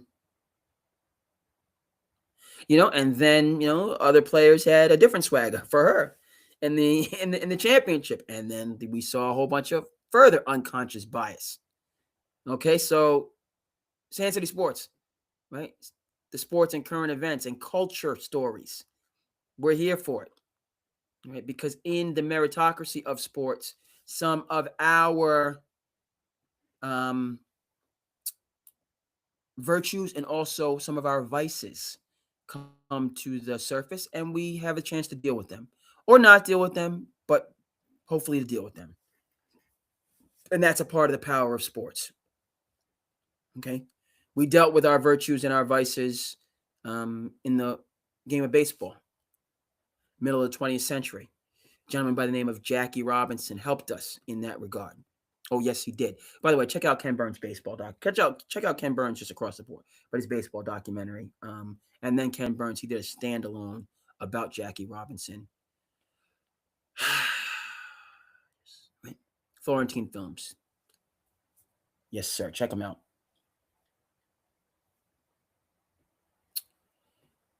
Right? So Caitlin Clark was ready. She got South Carolina up out of there. Right? And Dawn Staley, South Carolina, I got so much love and respect. So much love and respect for Dawn Staley in South Carolina. You don't even know. We'll get Dawn Staley up on the screen in a second. You know. All right. But you lost that game because you lost. You listen to referees, and you go back. South Carolina. Look, you had a plan, then you got punched in the mouth. You got socked in the mouth. Okay, and a little bit slow on some adjustments. South Carolina wanted to play a power game going into Aaliyah Boston. Iowa wasn't having it. They were there. They walled up. She missed shots. They got the rebounds, got in their pace and space game. Drive and kick, the modern game. They was driving. They was kicking. They was hitting.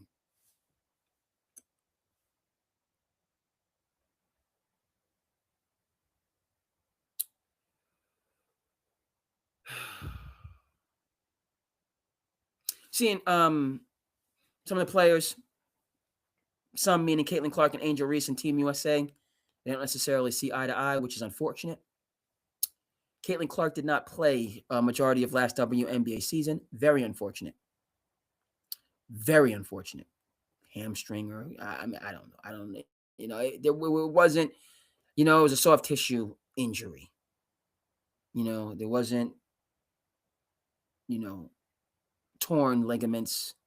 Fortunately, no bone bruises, fractures. It was a soft tissue injury. That was no good. Caitlin Clark didn't play all last season. No good at all. What am I saying? I'm saying it's no good Caitlin Clark didn't play because of soft tissue injuries. That's what I'm saying. And all of the bickering and the back and forth that's going on, it is what it is. That those things happen across the board in sports. Everyone doesn't love everybody else, even though they have the greatest jobs on earth and they're filthy rich. Now, again, I said filthy rich relative to WNBA. I will concede that the WNBA's contract, is different than the other leagues' contracts. I'm also going to recognize in the new contract, the WNBA salaries have gone up markedly. But my overarching point, and we'll come back to college basketball, is that, we got to get out there. We got to hoop. We got to get the people what they want to see. You want to talk about what you deserve financially, you got to get the people what they want to see. Okay. And Caitlin Clark is a main attraction, a main, point of interest. So are a lot of the other players, but, everybody's not Caitlin Clark, period. So it is what it is. In the 80s, everybody's not Michael Jordan. I said what I said. It is what it is. Some of the older players wanted to feel some type of a way, and that only added to the fuel, to fame the fans, to fan the flames of the fire that made Michael Jordan different than everybody else. Okay, there can only be one alpha, and then there's right. So.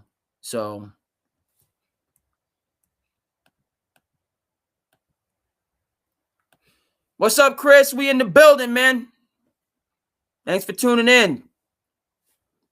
We're here. Locked in. Second half. Arkansas, High Point, Vandy, Nebraska. We're talking March Madness. We talked about the preps. We're doing a little bit of the women's game now. Our women's hoopers that we value so much, that are so important to the game. 30th anniversary, 30th year of the WNBA, landmark achievement, going back 97, Houston Comets, Cynthia Cooper, Tina Thompson, Leslie, Lisa Leslie, You know what I'm saying? What are we talking about? Rebecca Lobo. We love the WNBA. All right. So the best basketball right now, Aja Wilson, $1 million player, more and more. Okay, you support basketball, you support the WNBA. These ladies are absolute hoopers. We've been having some excellent WNBA finals a couple of years back when the Liberty got it, I believe last year over the Minnesota Lynx. The year before when the Aces and the Liberty. Stop this now. We're gonna have to get them on the screen. Cheryl Swoops. What? We are the members of the All-American League. We come from cities near and far. What? A league of their own. Beautiful thing. Okay, the leadership of David Stern, the late great David Stern, Adam Silver supporting, right? The story that was told, right? So shout out. We talking WNBA. We're gonna switch over to WNBA, and we're gonna come back. But you're gonna fight around and find out. That was a beautiful thing last year. And we're going to get to the WNBA in terms of the history of the Roots, this 30th year, the contract that was signed to give these players the resources that they need to keep growing the game. At the same time, y'all got to show up. Y'all got to show up, WNBA players. We need to see the stars, all the stars. Y'all don't like each other, okay? You can have a little whatever. You can ghost people on a handshake, but you need to be out there hooping and balling, okay? And if you know what I mean, y'all in your feelings, y'all don't rock together, don't care. Don't care. Get it together. Get to the press conference. Do the press. All right. Don't let the interpersonal things interfere with the bottom line. You got a right not to like people. You got a right not to talk to people. All the rest of that stuff. When it comes time to you to give your takes, and to you have to do the public relation stuff. Get that stuff right. Build your brand. Make your money and go home. Okay. Don't let the interpersonal nonsense affect you showing up to work and doing what you need to do to give the people what they want. I said what I said. Get that stuff straight. We need to see our stars out there hooping, grinding, high-level games like I'm getting to. When the Aces played the Liberty a couple years ago, Game 5 was bananas. Bananas. Kelsey Plum, Aja Wilson, Ionescu, Brianna Stewart. Bananas that game was. We've had other notable games as well. But last year, to fight around and find out, to see Geno Smith get his team back to the top, and they were just the best team, period. End of story.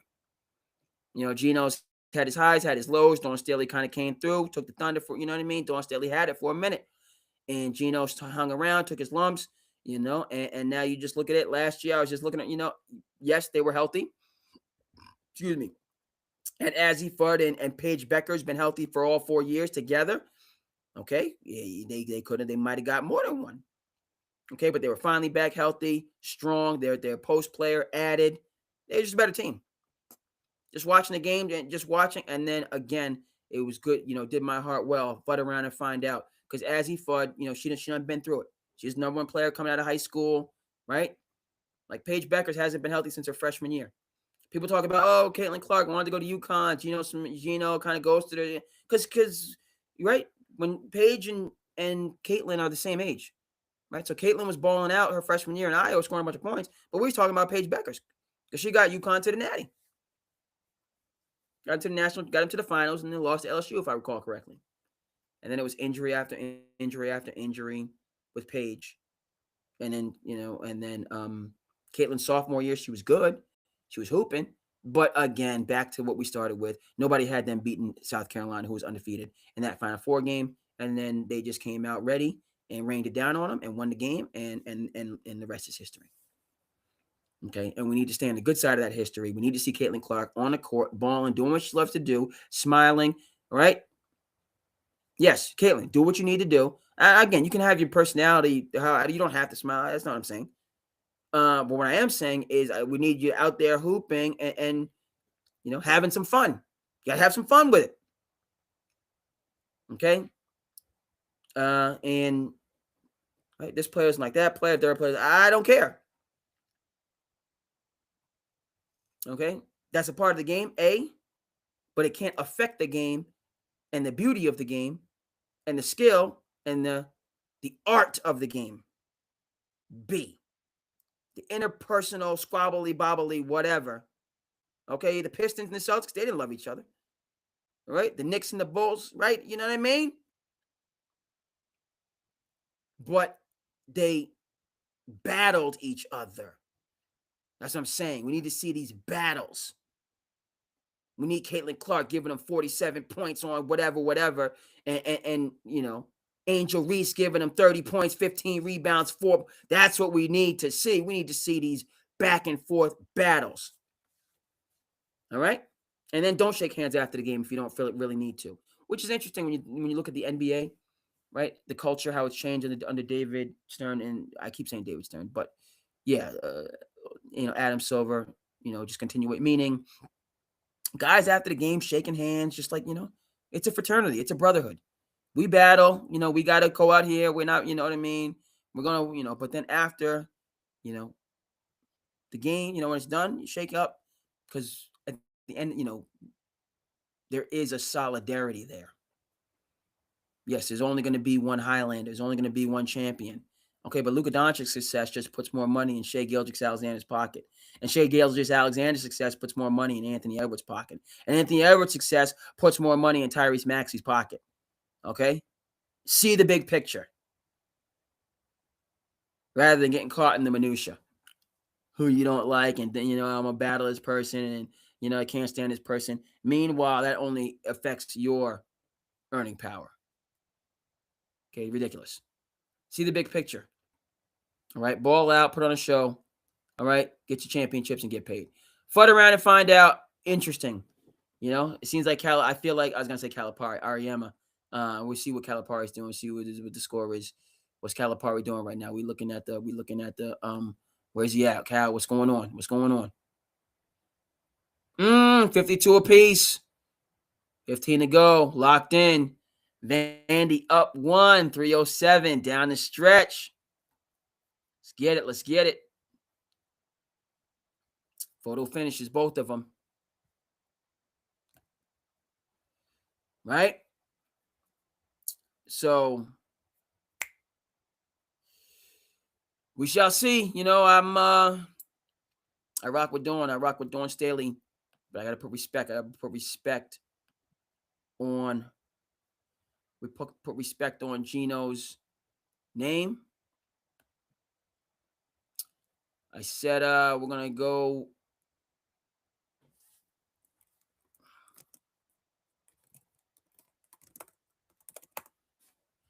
I'm gonna take a look right quick at the state of the game. Okay, we do it for the game and we do it for the fame. Ain't that right?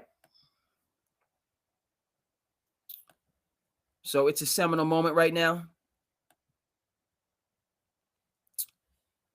Okay.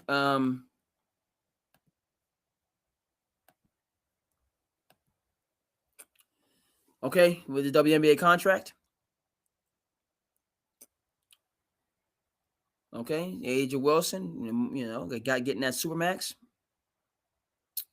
And just across the board, wages have gone up. Minimum salaries gone from 120 to over 500,000 for the minimum.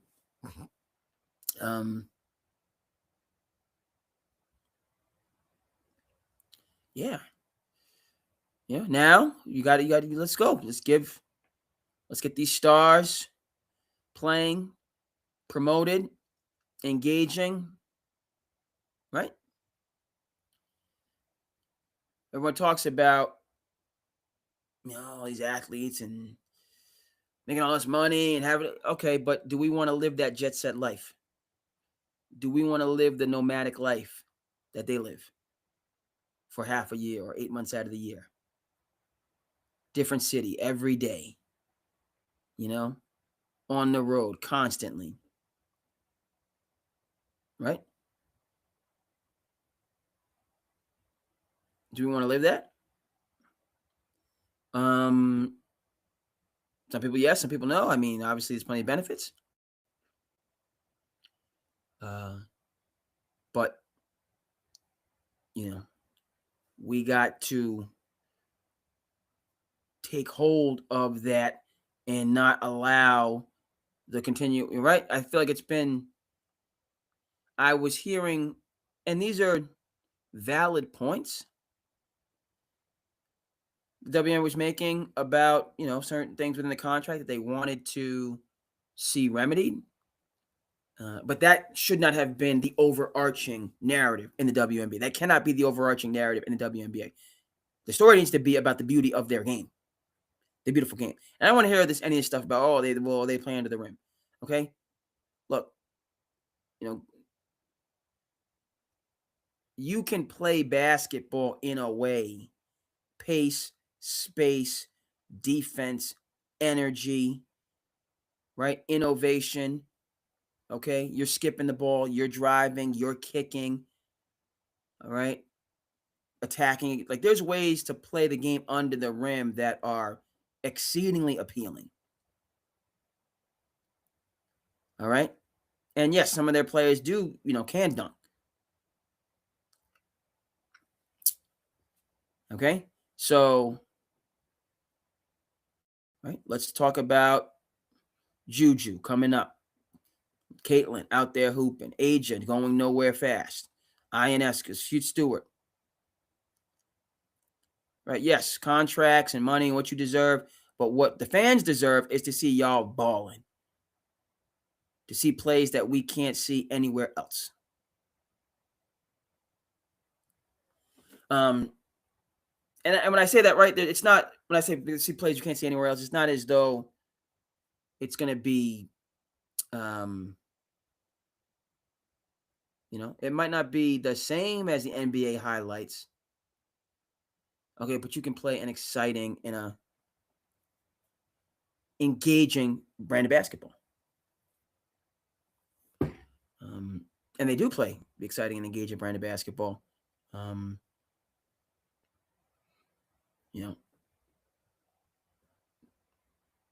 Now they got the max, now that they have a new contract, we'll see more of that, see more of these teams. I like the fact players are moving around, playing who they want to play with. Breanna Stewart was in Seattle playing with Sue Bird. Okay, Sue decided to retire. Breanna comes back to the Empire State, teams up with an Eskew. Now they got something going, okay?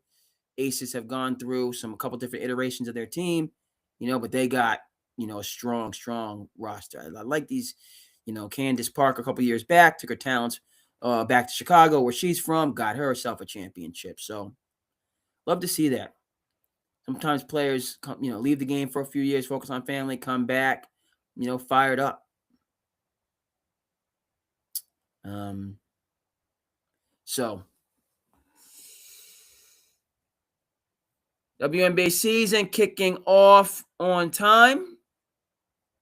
And let's have a historic 30th year. Okay. Now remember the art, that's not the art that I, we got to get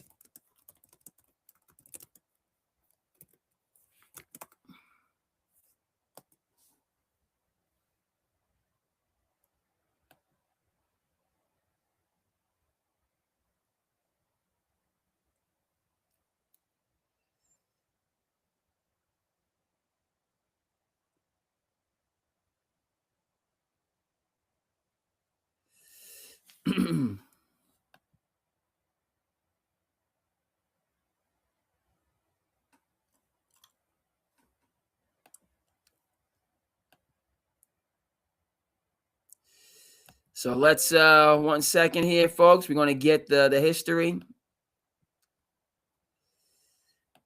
We are the members of shout out to Penny Marshall. I remember summertime when that film was out, happened to be on Martha's Vineyard, and we were looking for no, we weren't looking. we found a movie theater that was playing A League of Their Own over on MV, but it was sold out. The theater was sold out, so we couldn't see A League of Their Own. Had to wait, see it on, and certainly wasn't disappointed. But before we kick back over and see these two college games coming down the stretch, SandCity, Saturday night.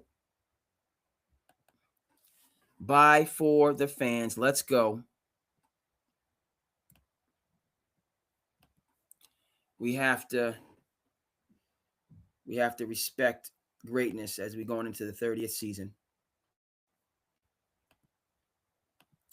We got to respect greatness, folks.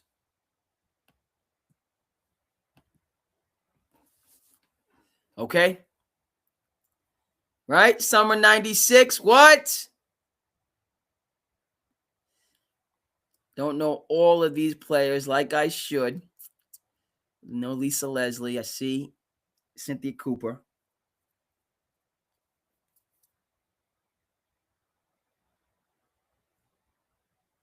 Our Hoopers out there.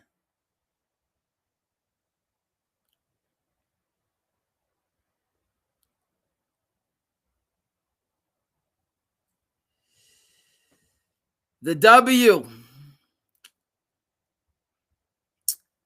Right? You know, having the league in the summer and just can't get a chance to see the talent on display.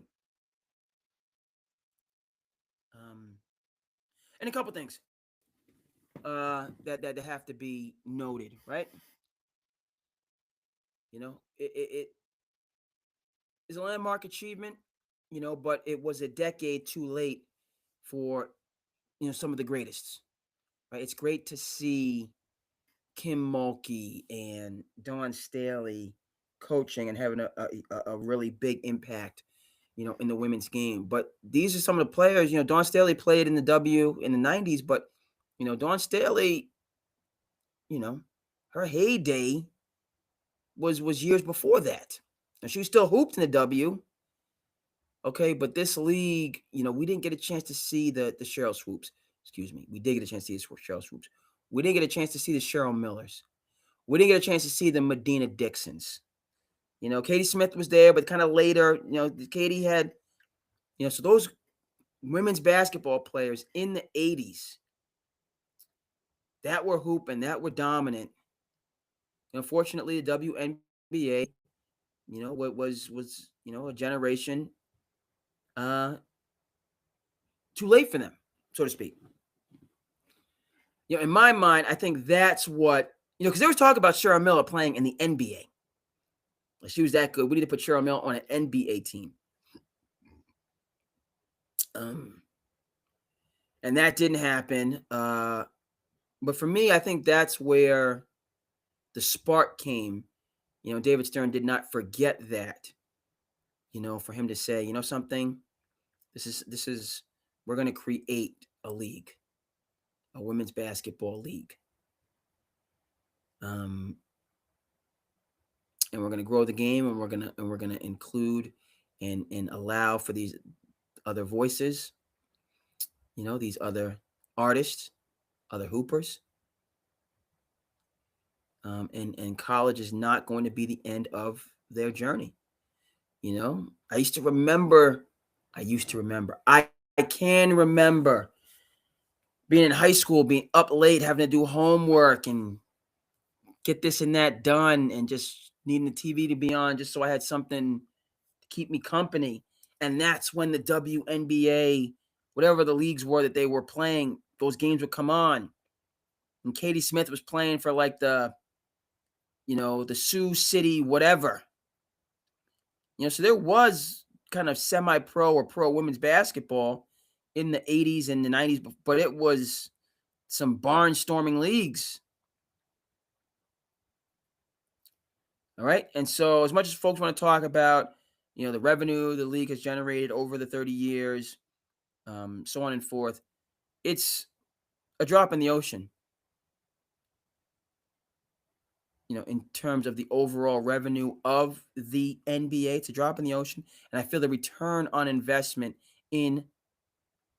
for those losses is that much more interest. Yes. Okay, the attendance and the viewership of WNBA games is not the same as the NBA games. That is the reason their contract is different than the NBA. But the people that do watch specifically for the WNBA are going to be new basketball NBA fans. Okay? They tune in to watch the Houston Comets or the New York Liberty, or they're going to tune in to watch the New York Knicks. All right. And okay, there is a further career, a further opportunity for our great women's basketball players. Yes, this new contract, money's gone up. Yes, we know that, these players would go overseas to play in Russia, so on and forth during the traditional season, then come to play WNBA during that season. Nothing, right? WNBA season, it's not 82 games. It's about half of that. Okay, so, you go over to Europe, you make your money there. You don't go to Europe. You have an opportunity to coach in the NBA. A lot of these players have NBA jobs doing different things, make money. So there's a variety of opportunities for these players. Okay, you're not making the, NBA money, but you're making money. Do something that you love that can be connected to other opportunities to make money. All right, and there's no holding out. Right, the league grows, the revenue grows, your salary grows. Nebraska in a thriller, 74-72.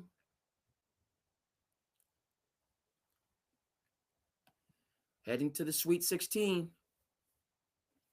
Arkansas coming down the stretch here. It's going, Arkansas is up 1 over High Point. Shout out to the greats that got it off the ground 30 years ago. Can't believe it. Late great David Stern, his vision ringing true. And a historic contract for the next 30 years. WNBA. Let's go. All right, folks.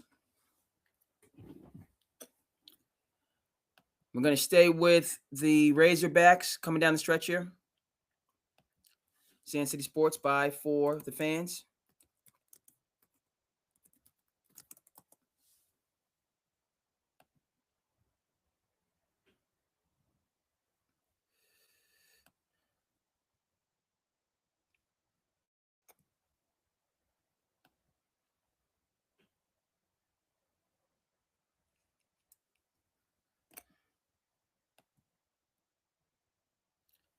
All right. Cows in a battle, which we will follow till its resolution. Hope everybody out there is doing well. Went to the wrong screen here. Got to get my, it's the Penny Marshall. Got caught up in yesteryear. Members of the All-American League. We come from cities near and far. We got Canadians, Irish ones, and Swedes. We're all for one. We're one for all. We're all Americans. This one here. Come on now, League of Their Own. Classic right there. If it wasn't hard, everyone would do it. The hard is what makes it great. That's Jimmy Dugan right there. It's Jimmy Dugan, folks. So this young man, Acuff, talk about the modern NBA, guard dominated game. And we gotta pump the brakes on, the greatest of all time, and he's doing his thing. Okay, he's doing his thing.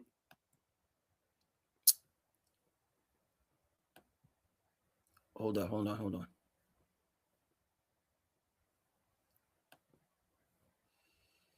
He's doing his thing.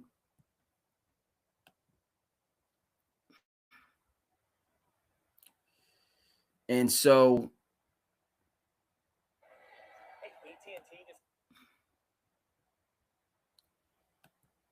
hold on. No, we're going, hold on. I keep saying hold on. That's not good.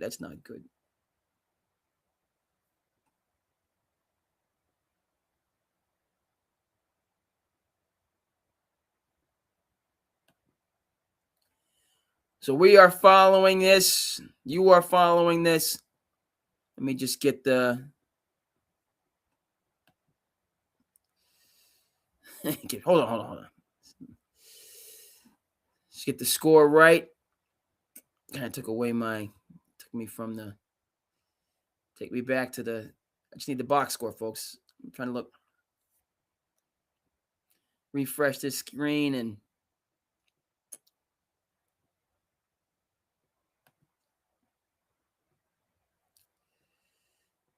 Razorbacks taking a 3-point lead. Check it out on True TV.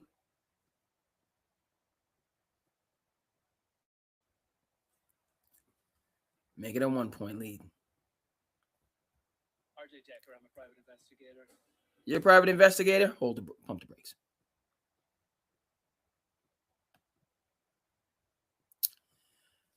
Okay, so as discussed in the beginning of the pod, the young Lions have been shown out. Dybantsa did his thing. Peterson did his thing. Acuff, tomato, is on center stage now with a chance to, put some more respect on his name by shining in the high leverage moments.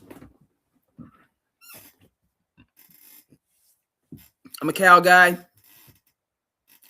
He's been himself for the entire journey. The tides have turned to come back over to his side, right? Cal was talking about, we're talking about this NIL and transfer portal. Okay, he had that mindset from the beginning. Okay, and now, there was money flying around, the sham of amateurism, the coaches getting paid millions and millions of dollars, the labor power was being disregarded. Okay, so he saw an opportunity. He empowered the labor, as other schools were doing. Let's keep it a buck. He paid some penalties. Interestingly enough, and I'm happy for UMass. I'm happy for Frank Martin, what he's doing here. But UMass basketball has not been heard from since Calipari left in the late 90s. It hasn't, period, end of story. So who was right and who was wrong? Took his same model to Memphis and put them on the map. Took his same model to Kentucky, got them a natty. Okay, they didn't win as much as folks they would have liked. But what kind of NBA connections did they have? You're gonna tell me that wasn't a successful season when they got Karl Anthony Towns, when you got Devin Booker, when you have Julius Randle was not in that team. No, Julius Randle was before that. Right? All the pros that he has brought through Kentucky, that wasn't successful. Now, I know Kentucky is not concerned about NBA All-Star games. They're concerned about hanging banners. You're right. I like Mark Pope. We'll see. Okay, we'll see if we can get them to the next level. But Cal, he's been consistent. He's been consistent. Okay, and right. He's in the same position as Rick Pitino. Whereas, these games and this tournament success, he's got to shut those people up, who only want to point to that and just not his preposterous record of developing Hall of Famers. Yeah, I didn't say All-Stars. I said Hall of Famers. Yeah, Shea Gilgeous-Alexander is on his track, on a Hall of Fame track. Anthony Davis, street clothes. I don't know. Jamal Murray, N.B.A. champion, right? He just got consistent ballers. Devin Booker, All-Star, right? While they might not be winning championships, I mean, they are consistent All-Stars, contributors. Tyler Hero, okay, a couple All-Star games here or there, but he's been in 2 finals. All right? So, it's there. As I check in, see what people are doing.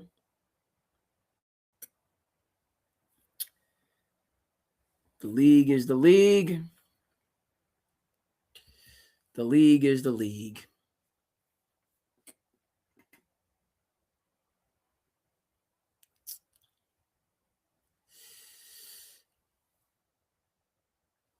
All right. Let's take a look at the bracket. We can't get ahead of ourselves, of course. Well, I mean, forget the bracket. Ooh, okay. Arkansas, 4-point lead. Long ways. I mean, this game is going to... All right, we're going to be here into tomorrow. I got no problem with that.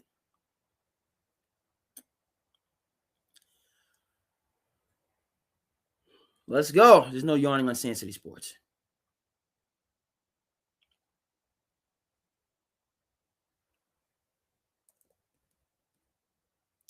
All right, so as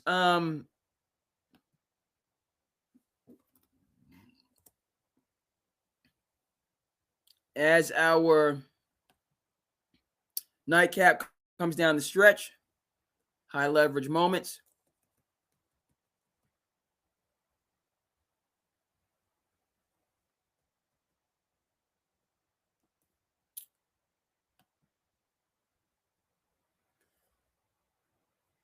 Last word on Acuff. Is he top 3? Can he usurp Cameron Boozer and get into the top 3? It's a big question. If he continues, I think that's... Can he get into the top 2? Never mind top 3. Is he the best player in the country? Can you go with a guard, a true point guard, when you have all of this length and strength?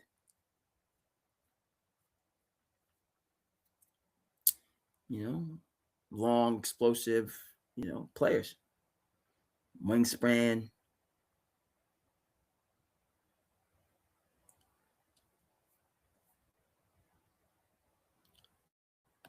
I borrowed that from LeVar Ball, by the way.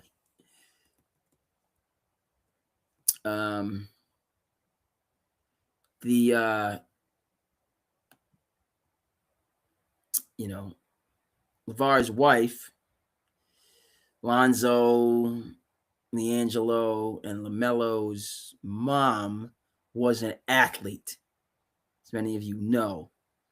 And so LeVar Ball talks about when he was in college, just seeing her walking around.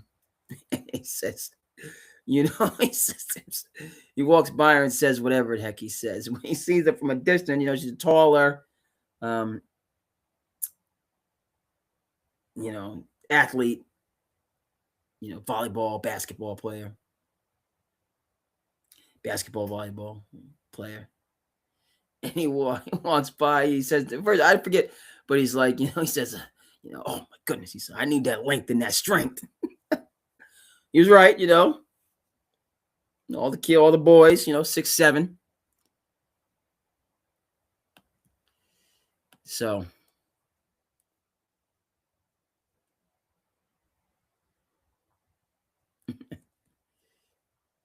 I imagine it worked out.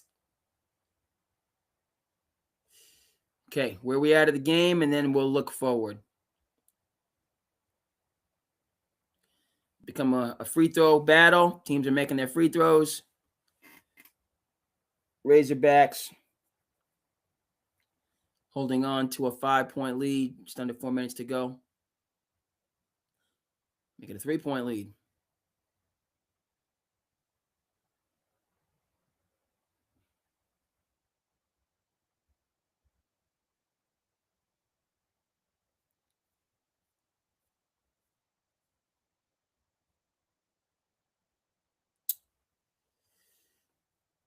Okay.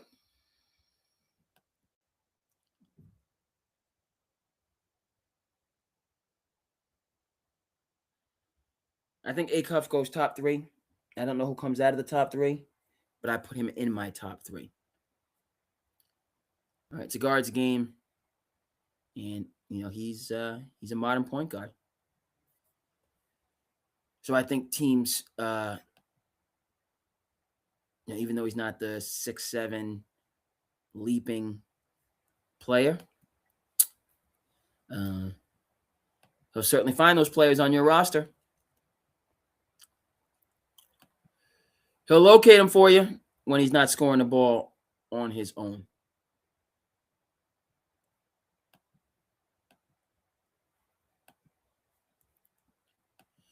All right, where do we go, folks?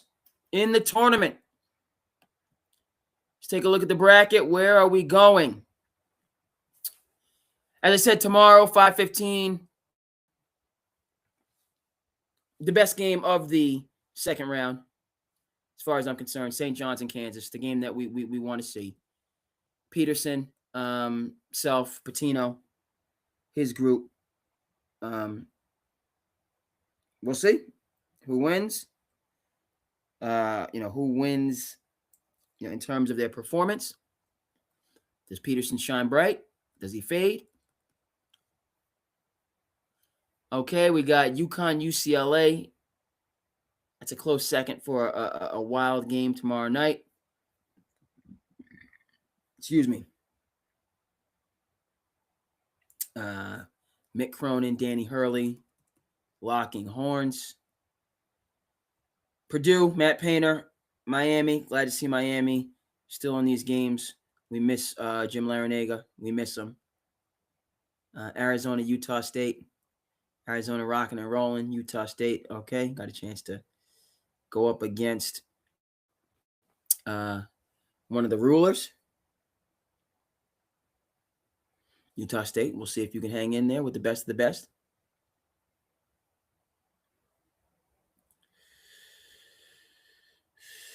Or not. All right. So as I said,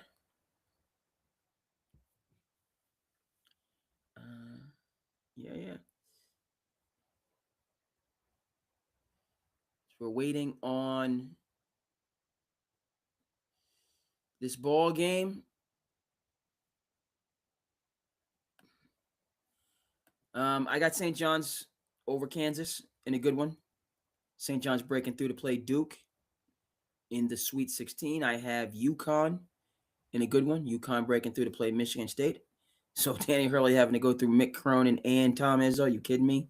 And then to end up with John Shire. That bracket is ridiculous.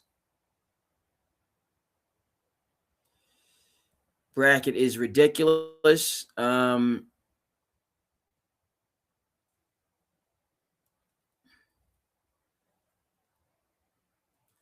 Tomorrow we got Florida and Iowa. All right. Florida and Iowa.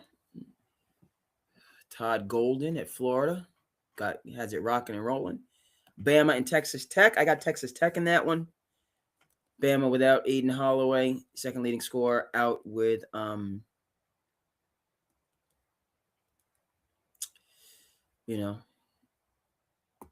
criminal charges that he's facing. And speaking of Calipari, speaking of Mark Pope, he goes up against it tomorrow, 2:45, against Iowa State. All right, team that many people believe is just built for the long haul. Iowa State favored by 5.5. Statement game for Mark Pope there. If he can come out and get that. St. John's favored by 3.5.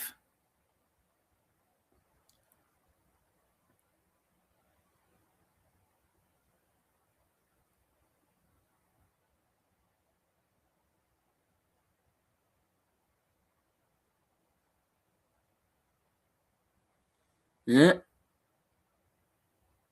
Turnover for the High Point.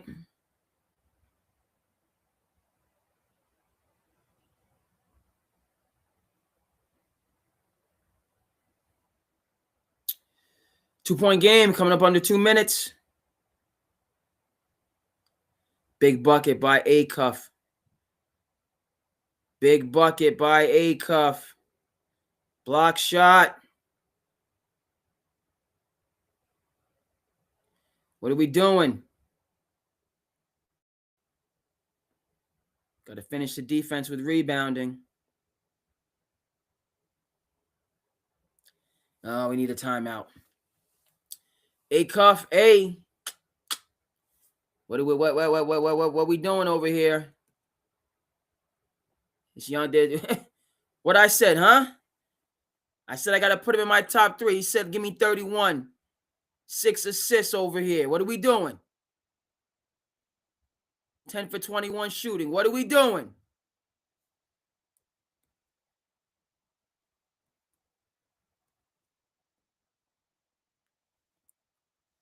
All right.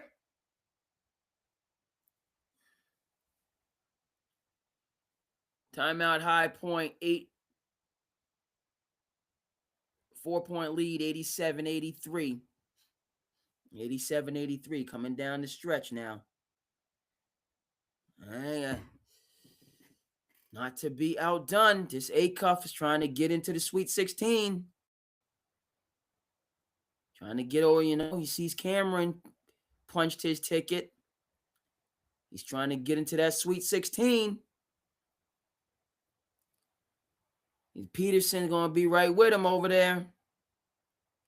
Tomorrow, long way to go. 4-point lead is negligible.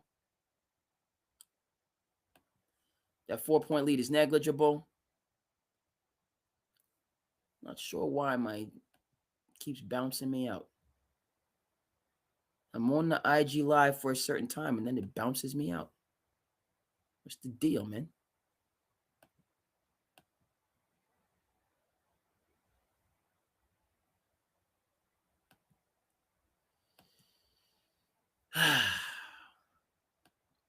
We'll see. We'll check on that. What's going on? Oh, here they go. Big 3.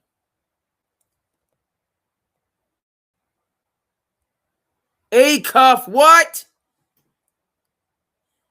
High Point's got to go quick. Down 7.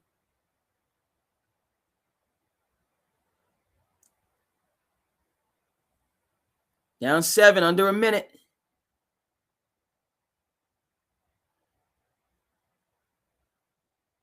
They need another timeout.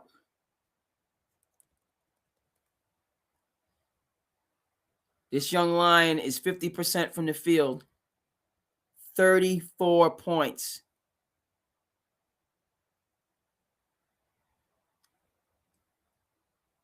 Deep 3. To give the Razorbacks a 7-point lead. Did I say he going in the top 3?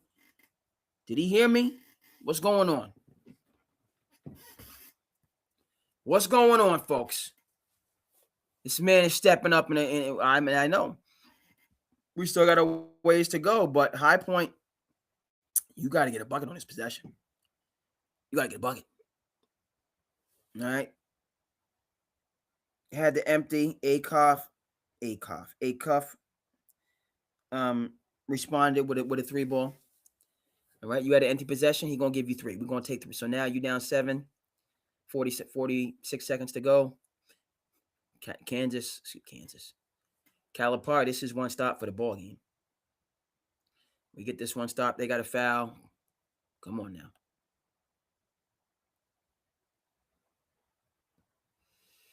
All right, we got substitutions. What are we doing?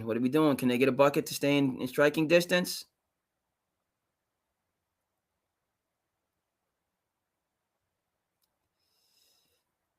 Can we get a bucket, or we got to lock them down?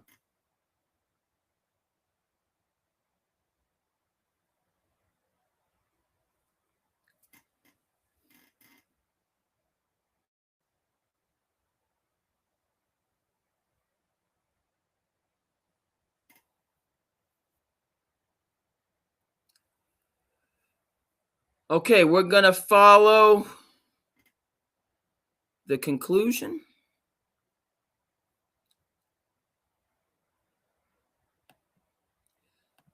Okay, and at the same time, folks, SandCity by 4.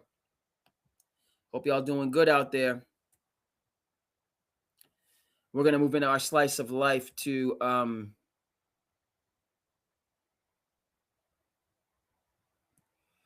we're going to move into our slice of life, folks.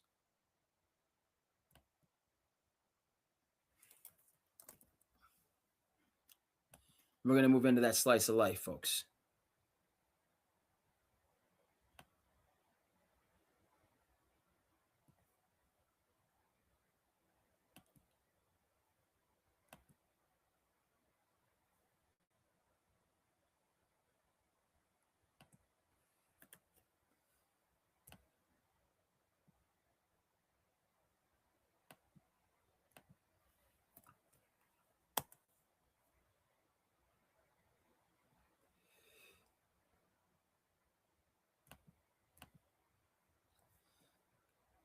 We're going to move on in slice of life as the Arkansas High Point game comes down the stretch. Hope everybody out there is doing well. SandCity Sports by for the fans. Saturday edition, March Madness. Hey, make hay while the sun shines, right? Okay, so let's get into our slice of life.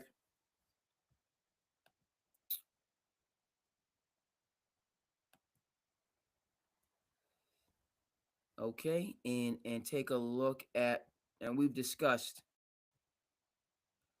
how Rasheed Wallace made his decision against Duke my freshman year. Yeah. And it's a timeout, close game. Everybody on the bench. And Coach Smith got his clipboard, and he's just looking at all of us. He's like, and he looked at us, he's like, this is a good game, huh? And I'm sitting there as a freshman, I'm watching them, and I'm watching the upper class, and I'm like, yo, you're not going to draw no play up or nothing? Like, he's like, this is a good game. This is a real good game. And then he ended up saying the play, and of course, it was the upperclassmen who knew it. So he ended up saying the play, and we went out there and won the game. But watching basketball games with them, like, oh, this team, yeah, they're down 10 now, 4 minutes. He said, they're going to come back and win. He said, you see the effort and they certain little plays and keys that I didn't see. And next thing you know, I don't know that, man. Right. Man, just one of the best to ever do it. A crucial game against Duke my freshman year. Yeah. I was out there on the second team, and the whole key was to just keep the ball moving, right? So the ball came to me. I'm wide open. It's a little baseline shot, about a little 12-footer, 12, 15-footer. I shoot the shot. Wait, stop. Did I do something wrong? Right. You know, that's what I'm thinking. Right. So coach is like, no, we don't do that here. You know, pass the ball, this and that, get to know the system, blase. And I was like, but I was open, coach. He's like, oh, you think you can do that every time? Yeah. He's like, okay, shoot it. Wow. Hit like 5 or 6 in a row. Then he's like, all right, stop. You shouldn't have shot the shot anyway. All right, come on, let's go back. But no, Coach Smith, man, he was that guy. I was out there on the second team, and the whole. All right, let's check on the game. Arkansas heading to the victory. That was not the story of Coach K coming to the house. That's, excuse me, Coach K.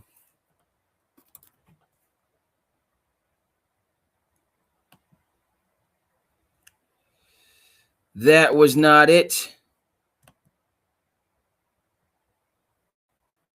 I'm a senior high school grad 1993. That's when Carolina beat Michigan with the.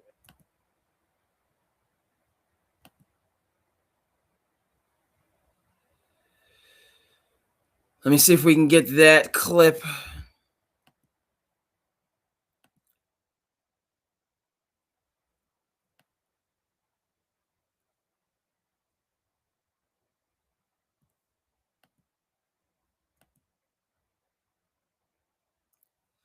That's not it. I'm going to try one more. So I really want to get.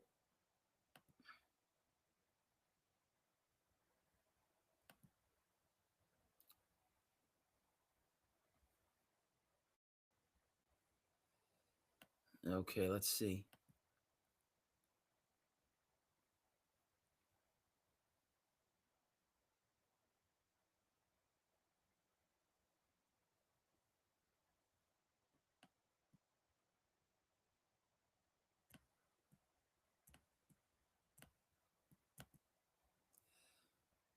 Okay, so let's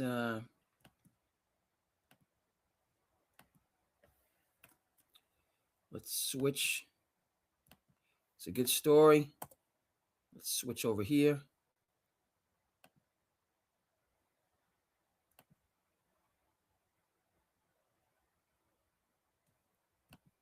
See where timeout. I'm watching the whole game and I'm like, oh, Carolina won. Turn TV off, go about the rest of my night. Get up in the morning, go to school, come back from school. I get home about like 5 something. Come through the door, got my headphones on, N.B.A. type or whatever. And on my peripheral, I see somebody sitting in the living room, but I just walk by and just think like, my mom got some friends in there. I look back around the corner, I see Coach Smith and Coach Ford, and I see them sitting in my lap. I'm like, Coach, what you doing here? Like, you should be somewhere celebrating. Y'all just won last night. Yeah, it was fine for a couple minutes, but we gotta get back to work. And, you know, that's why we came to see you. How you beat that? I'm a senior high school grad 1993. That's when Carolina beat Michigan with the infamous C-Wag timeout. I'm watching the whole game, and I'm like, oh, Carolina won. Turn TV off, go about the rest of my night. Get up in the morning, go to school, come back from school. I get home about like 5 something. Come through the door, got my headphones on, N.B.A. type or whatever. And on my peripheral, I see somebody sitting in the living room, but I just walk by and just think like, my mom got some friends in there. I look back around the corner, I see Coach Smith and Coach Ford, and I see them sitting in my lap. I'm like, Coach, what you doing here? Like, you should be somewhere celebrating. Y'all just won last night. Yeah, it was fine for a couple minutes, but we gotta get back to work. And, you know, that's why we came to see you. How you beat that? I'm a senior high school grad 1993. There you go. That's the story. Carolina beat Michigan with the infamous C-Wag timeout. I'm watching the whole game. With the infamous. I'm like, oh, Carolina won. Turn TV off, go about the rest of my night. The infamous. Yes. So there we go. There's that. Wanted to get that story. Okay, a couple more. Slice of life.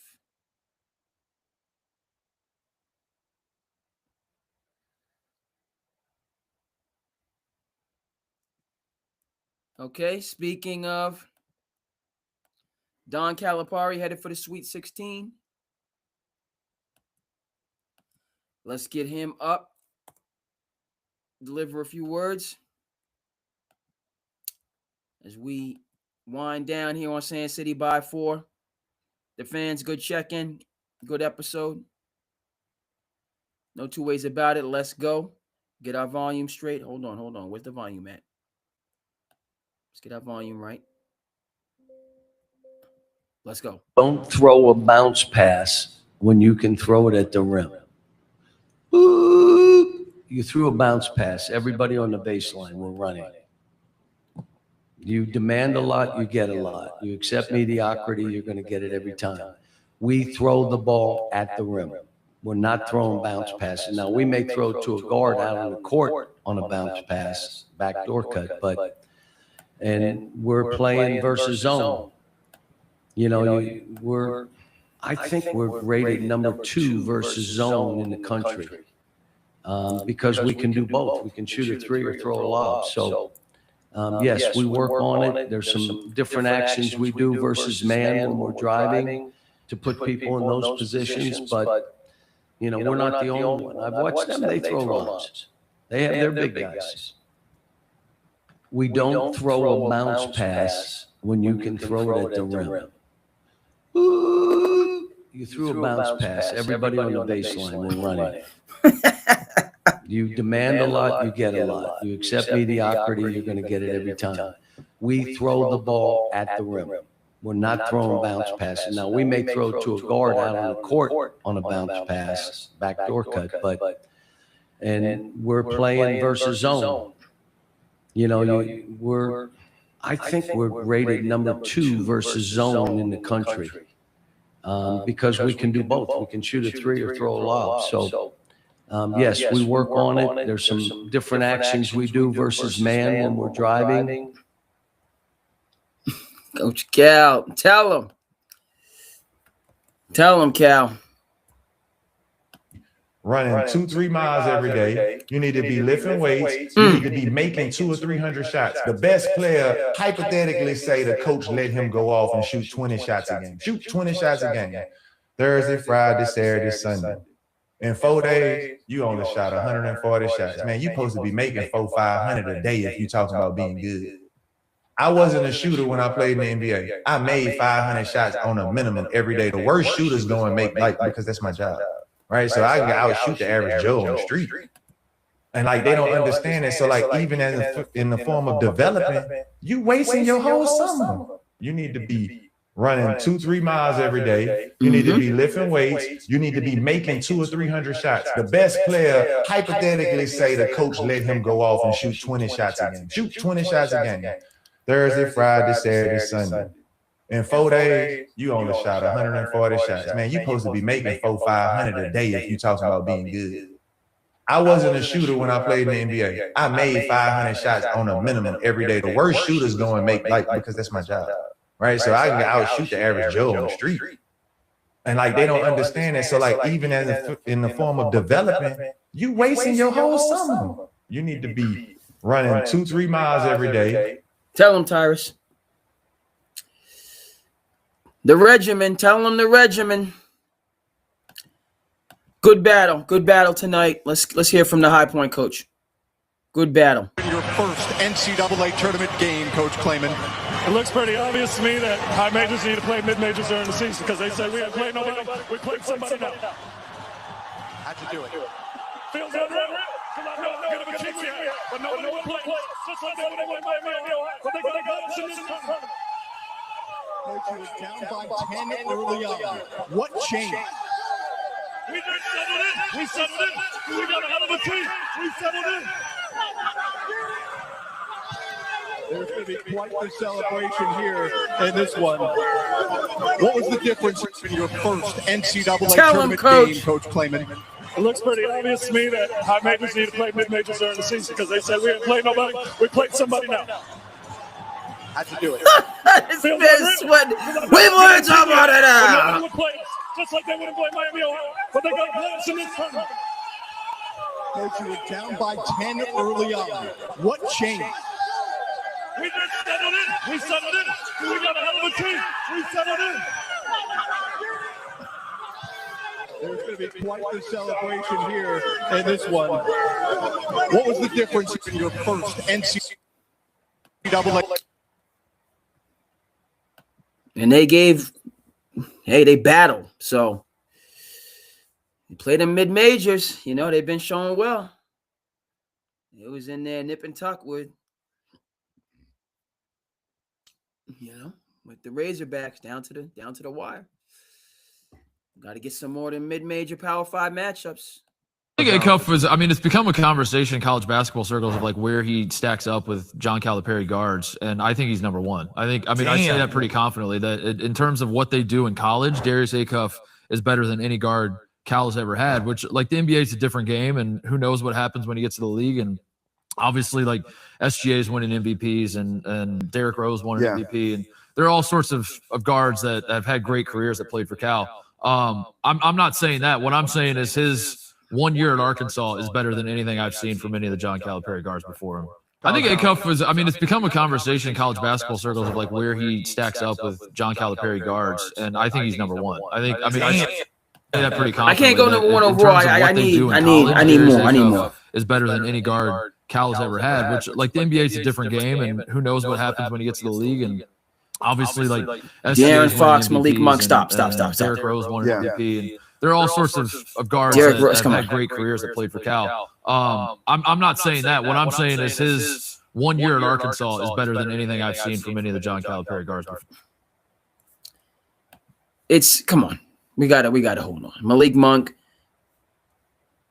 Daryn Fox, Bam Adebayo, Wenyen Gabriel here from the Commonwealth. Stop. I mean, if Drake May's brother doesn't hit a crazy three, that's another natty right there. So I mean he's balling, but he's balling. Let's just leave it at that and see where it goes. He's balling out right now, but we got a long weekend. All right. Dawn Bennett, South Carolina. Do you know? 18 years. 18 years. I was at Baylor 21 years. It takes time to lay that foundation. Man, has she laid it, and man, are they good. I've been at LSU 5 years. We've won a national championship, right? We've been in numerous Elite Eights. It takes time. And man, we are just clawing and trying our best, and I think we're doing pretty good. We're so close. We're so close. How long has Dawn been at South Carolina? Tell him, Kim. 18 years. 18 years. I was at Baylor 21 years. It takes time to lay that foundation. Man, has she laid it, and man, are they good. Yes, sir. I've been at LSU 5 years. We've won a national championship, right? We've been in numerous Elite Eights. It takes time. And man, we are just clawing and trying our best, and I think we're doing pretty good. We're so close. We're so close. How long has Dawn been at South Carolina? It takes time. So we got those that's been in the game for decades. That's woo. We got Gino, we got Mulkey, we got Dawn Staley, he coach at UCLA, building that thing up. So yeah, we've seen it on the men's and the women's side. You know, there's only going to be one Highlander. We know that. But we have some beautiful basketball that's on the horizon. Shout out to High Point, battling down to the last, pushing a very good team. Hey, so let's get these high major, mid major matchups going on. He ain't said no lies. He hasn't said any lies there. Let's get those going on. And hope everybody had a good day, good evening. I know on the left coast only 9 o'clock. East Coast, we into the next day.